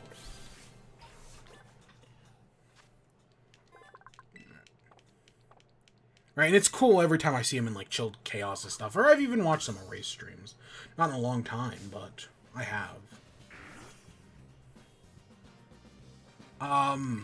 What else? Jeremy left a while ago, you know, to move back with his family up in Boston. I think BK joined Inside Gaming. Well, BK's a more modern member. Same thing with, I don't know what, I think Kai? So Achievement Hunter was Joe, Kai, Alfredo, Trevor, and whoever else I'm forgetting. Oh, Michael. Right? Am I missing? What OG member? Okay, so Jack, Gavin and Jeff are Fuckface. Jack is Inside Gaming. Ray left a long time ago. Obviously James Haywood, you know, he did all those terrible things. Michael, and then yeah, Lindsay. So yeah, they've all, you know, so it was just left with Michael. And then as it turns out with Michael, they basically are shutting down the Achievement Hunter brand. And they're now doing it Dog Bark, is what I think it's called. Which, you know, you listen to Jeff. And Jeff says his 2 biggest regrets are naming the company Rooster Teeth and naming the channel Achievement Hunter. So them naming this new thing Dog Bark, okay. That's not, again, I know this is a more Michael, Joe, Alfredo thing. But, oh, and Trevor. But, like, that's where that's going? Dog Bark? Which doesn't even seem to be a gaming thing. It seems to be like a sketch comedy channel. But, you know, if it makes them happy, that's fine. You know, if it makes them happy, that's good. Matt left a while. Matt got fired, I think. And that was one, you know, what kicked off a lot of the big right, all of the people coming out to speak out against Achievement Hunter was Matt being let go from the company. And I saw Matt did put a post on Twitter of actually looking who got the most Achievement Hunters, right? Who got the most scores. And of course Ray won by like 2 million. But the other ones were also pretty impressive. Do I have Matt Bragg? Right next to Matt Brawley. So, right, Ray obviously won with over 2 million.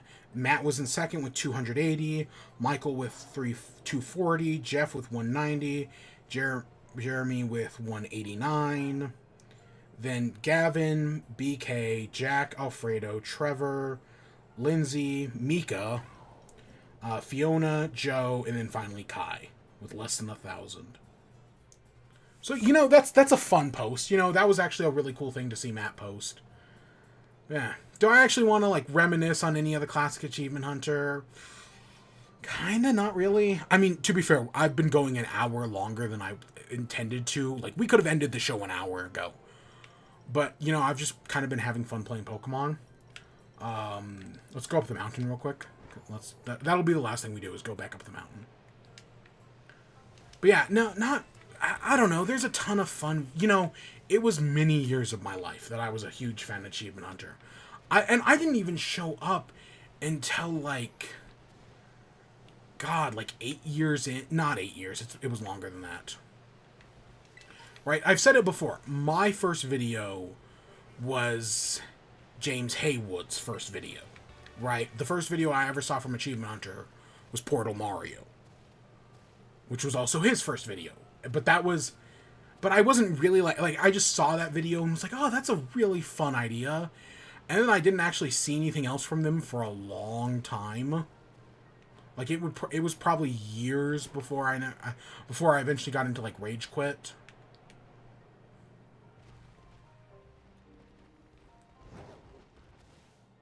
But, yeah, no, there's a lot of interesting stuff and a lot of fond memories. Again, sadly, all the controversies have ruined a lot of it, right? Like, it's hard to look back at some of that stuff and be like, oh, yeah, you know, that was an amazing video. But it's got Ryan in it. Right? Like, that's, I think, all the Mario parties. Like, okay, not all of them, but a lot of them have Ryan in it. And I can really only watch the ones with Michael, Gavin, Meg, and Lindsay. And it sucks. And there's a bunch of other series like that as well.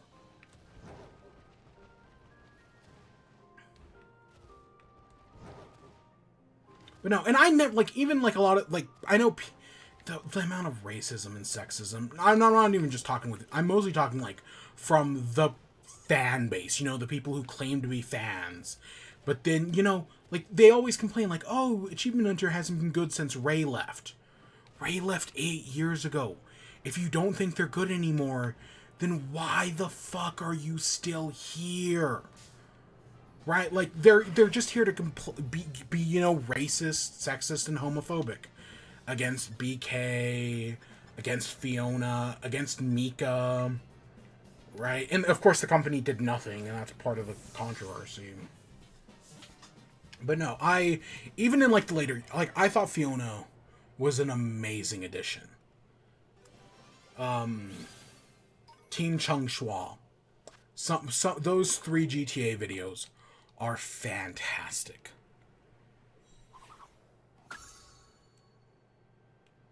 Right? Fiona was great. BK, I know some people didn't like her voice. Or, no, Kai. But, you know, I thought she was funny. I thought Kai was funny. She had her moments. Same thing with BK. She had her moments. Joe, I feel like Joe was like, what, the most recent member? Now, I think Joe and BK maybe got hired at the same time. But, yeah, no, Joe probably also had his moments. Nothing I can think of. But yeah, no, Fiona was fantastic. My favorite member will still always be Lindsay, though. Lindsay's chaos is so funny. And Lindsay wins that might be my favorite video. Lindsay wins. I like the musical as well, but that's another one that's like hard to go back to. They were supposed to do a Fiona song. Fiona was supposed to get a song, and I don't think that ever, because the musical happened like shortly after she got hired. And so there was nothing, like, she shows up in like one of the music videos. But they were gonna give her a song, and I don't think it ever happened. I mean, the musical took forever to happen anyways, so yeah.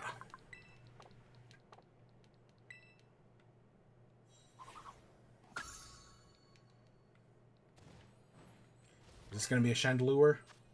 Oh, wait, we already checked that one.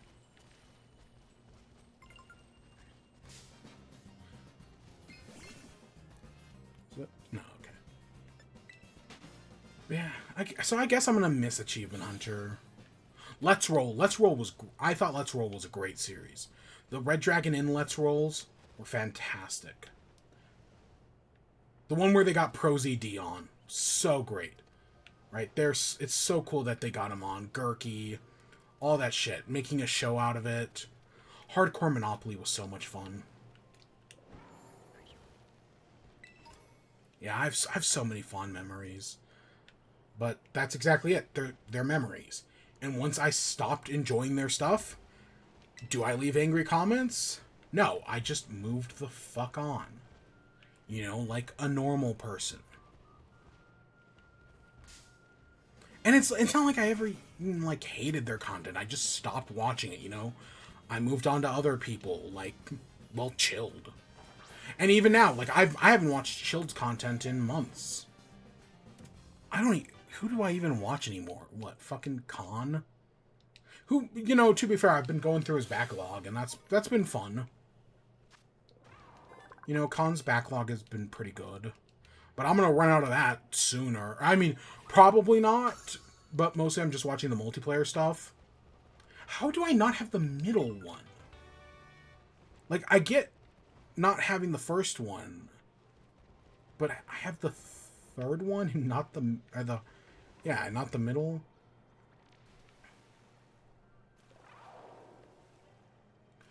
So this is the lake where you can find Feebas. If I'm correct, it's like... Oh, did you all see that? That was weird. It has something to do with, like, hugging the wall or something. Right, like, if you come through here and you, like, hug the wall, you can get, like, Feebas spawn. It might be in the other room as well. Yeah, no, luckily we don't have to worry about that, because we already got a Feebas. Don't need Glamora. What a disappointing. Like, I like Glamora's design. I really do. It just kinda sucks, you know? And, like, I understand why they made it the Champion's Ace. I don't think that's a terrible idea. I think it just should have been a 3-stage. You know, I know this game has its pseudo-legendary, which I still don't love that term. But, right, we have Baxcalibur, who the guy before the Elite Four trainer uses. But making Glamora also be a 3-stage would have been a good idea. So that way, right, the champion could have had an ace that was also 3-stage. Like, that's not a terrible idea.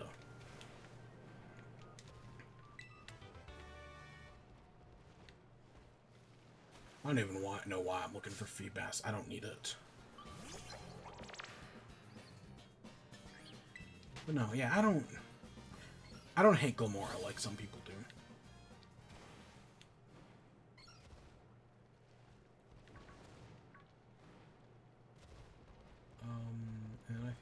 keep going deeper?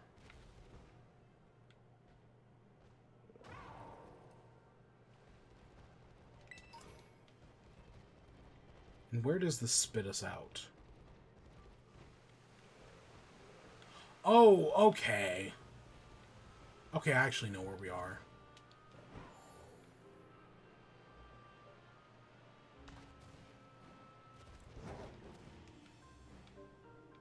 So I guess that should get us to the outro. You know, we went a lot longer than... Because, you know, I was playing Pokemon, man. I love Pokemon. Like, so I saw some people talk about reviews for the Teal Mask. Like, how, right, like, oh, if you were to give this Teal, like, someone get, like, I want to say IGN gave it, like, a 5 out of 10. Or something like that. And people were like, oh, is that score deserved? But I was kind of, like, thinking about it, and I was like, you know, I feel like Pokemon has its own review scale, basically. Like, when I review a Pokemon game, I'm not reviewing it with the same scale I would review, right, Tears of the Kingdom. Right? Like, those are very different scales because I treat the games very differently. Right? Pokemon's my first game. I have over 25 years of nostalgia. Okay, right under 25 years of nostalgia for Pokemon. Right? I have a lot of nostalgia for Pokemon.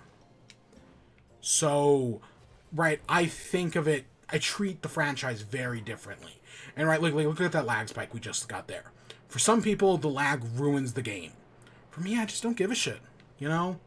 As long as the game's not unplayable, I'm actually, right, I just kind of don't care, because it's a Pokemon game. You know, in any other game, the lag would drop it by like 3 points automatically. But in the Pokemon, I just kind of don't care. Like, yeah, on top of the mountain, it really sucks.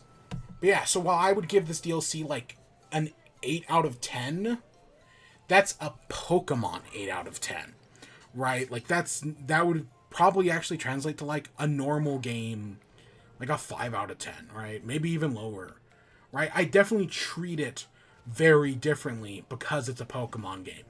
I know some people will say that's bad reviewing, but I think, right, addressing those biases and being aware, just making those biases obvious, like, yeah, this is a Pokemon game.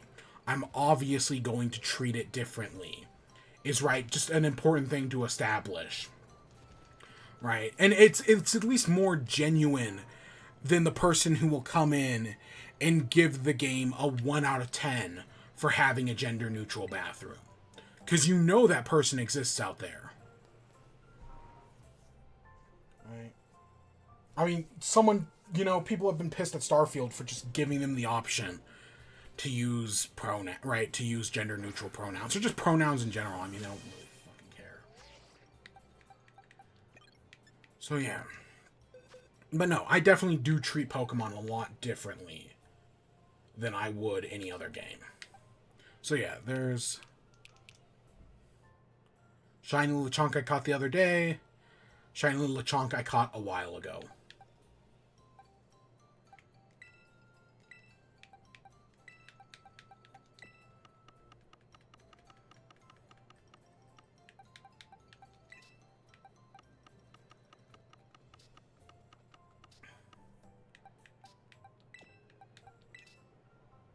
Oh, I have a Swaddler up there? Yeah, so this is the Applin I was saying, right? I got it up to level 94. It's probably okay. I mean, the fire typing doesn't help it, but whatever. You know, I could change that if I really wanted to.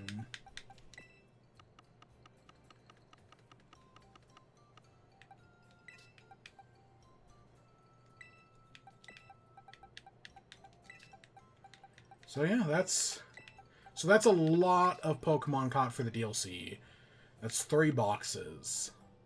Yeah, because that's other things. So that's at least 60 Pokemon.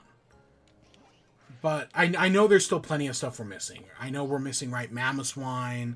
We're missing a lot of the evolutions. But our final total comes in at 172. So that does mean we can do Purin's quest, right? Our photographer friend over here, right? Her quest is at, I think, 150. So we now do have enough to do that. But yeah, I know we're missing Chandelure, we're missing Dusk Noir, which we did find a Reaper Cloth. We're missing just a bunch of other crap as well. Right, Dusk Minfu, which I'm surprised I didn't see. I'm surprised I haven't seen you, Lombre? Cargo. So yeah, you know, just a lot of stuff we're just missing in general.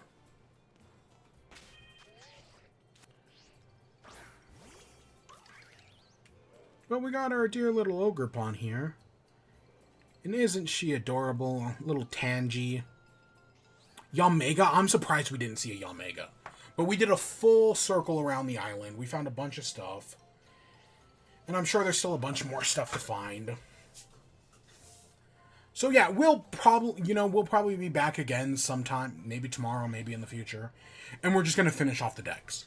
You know, I do also have to do the trading evolutions. That's, I think, another... At least that's another 3 Pokemon that we can easily get, because I have the ones we need to trade.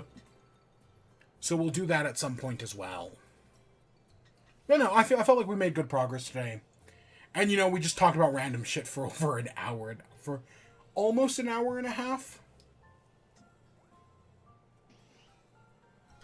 But I was having fun playing Pokemon. What else can I say? You know, nothing's really changed. And then, you know, I'm excited for that other DLC. So what is upcoming in the stream?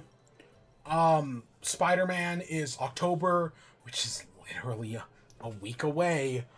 I did not realize it was a week away. I feel like time has flown. Right? Like, we're back here super quickly. So, yeah, basically in another week or so, we'll be back with Spider-Man. So I'll honestly probably be back tomorrow to finish off Pokemon, get the rest of this. Oh, get the loyal 3, because I intentionally, we passed by each of them, and I intentionally avoided each of them. So we'll do that, we'll do Ursaluna, anything else we need to do. And then, yeah, we'll finish that, and then I guess next week we start Spider-Man? It might be, September, 30th or something? Well, I guess we'll get started on that, and that'll take us some time. But, you know, it should be fine. That's funny. So, yeah, still just enjoying Pokemon. Splatoon, you know, we'll be back with that. I was like, do we do one with F-Zero? I don't know. Again, I don't know how much I'm actually going to play that F-Zero game, but I downloaded it just to download it, to, you know, show support for it or whatever. Hopefully, unlike the Pac-Man one, it doesn't get canceled within, 5 minutes. I don't know, we'll see. But yeah, I guess we should end off. I'm rambling, like always. We rambled a lot tonight, but I felt like we talked about a lot of things. I mean, I talked about a book tonight. That's wild. I don't talk about books all that often. So yeah, I hope you all enjoyed. Stay tuned for more. Until next time, peace.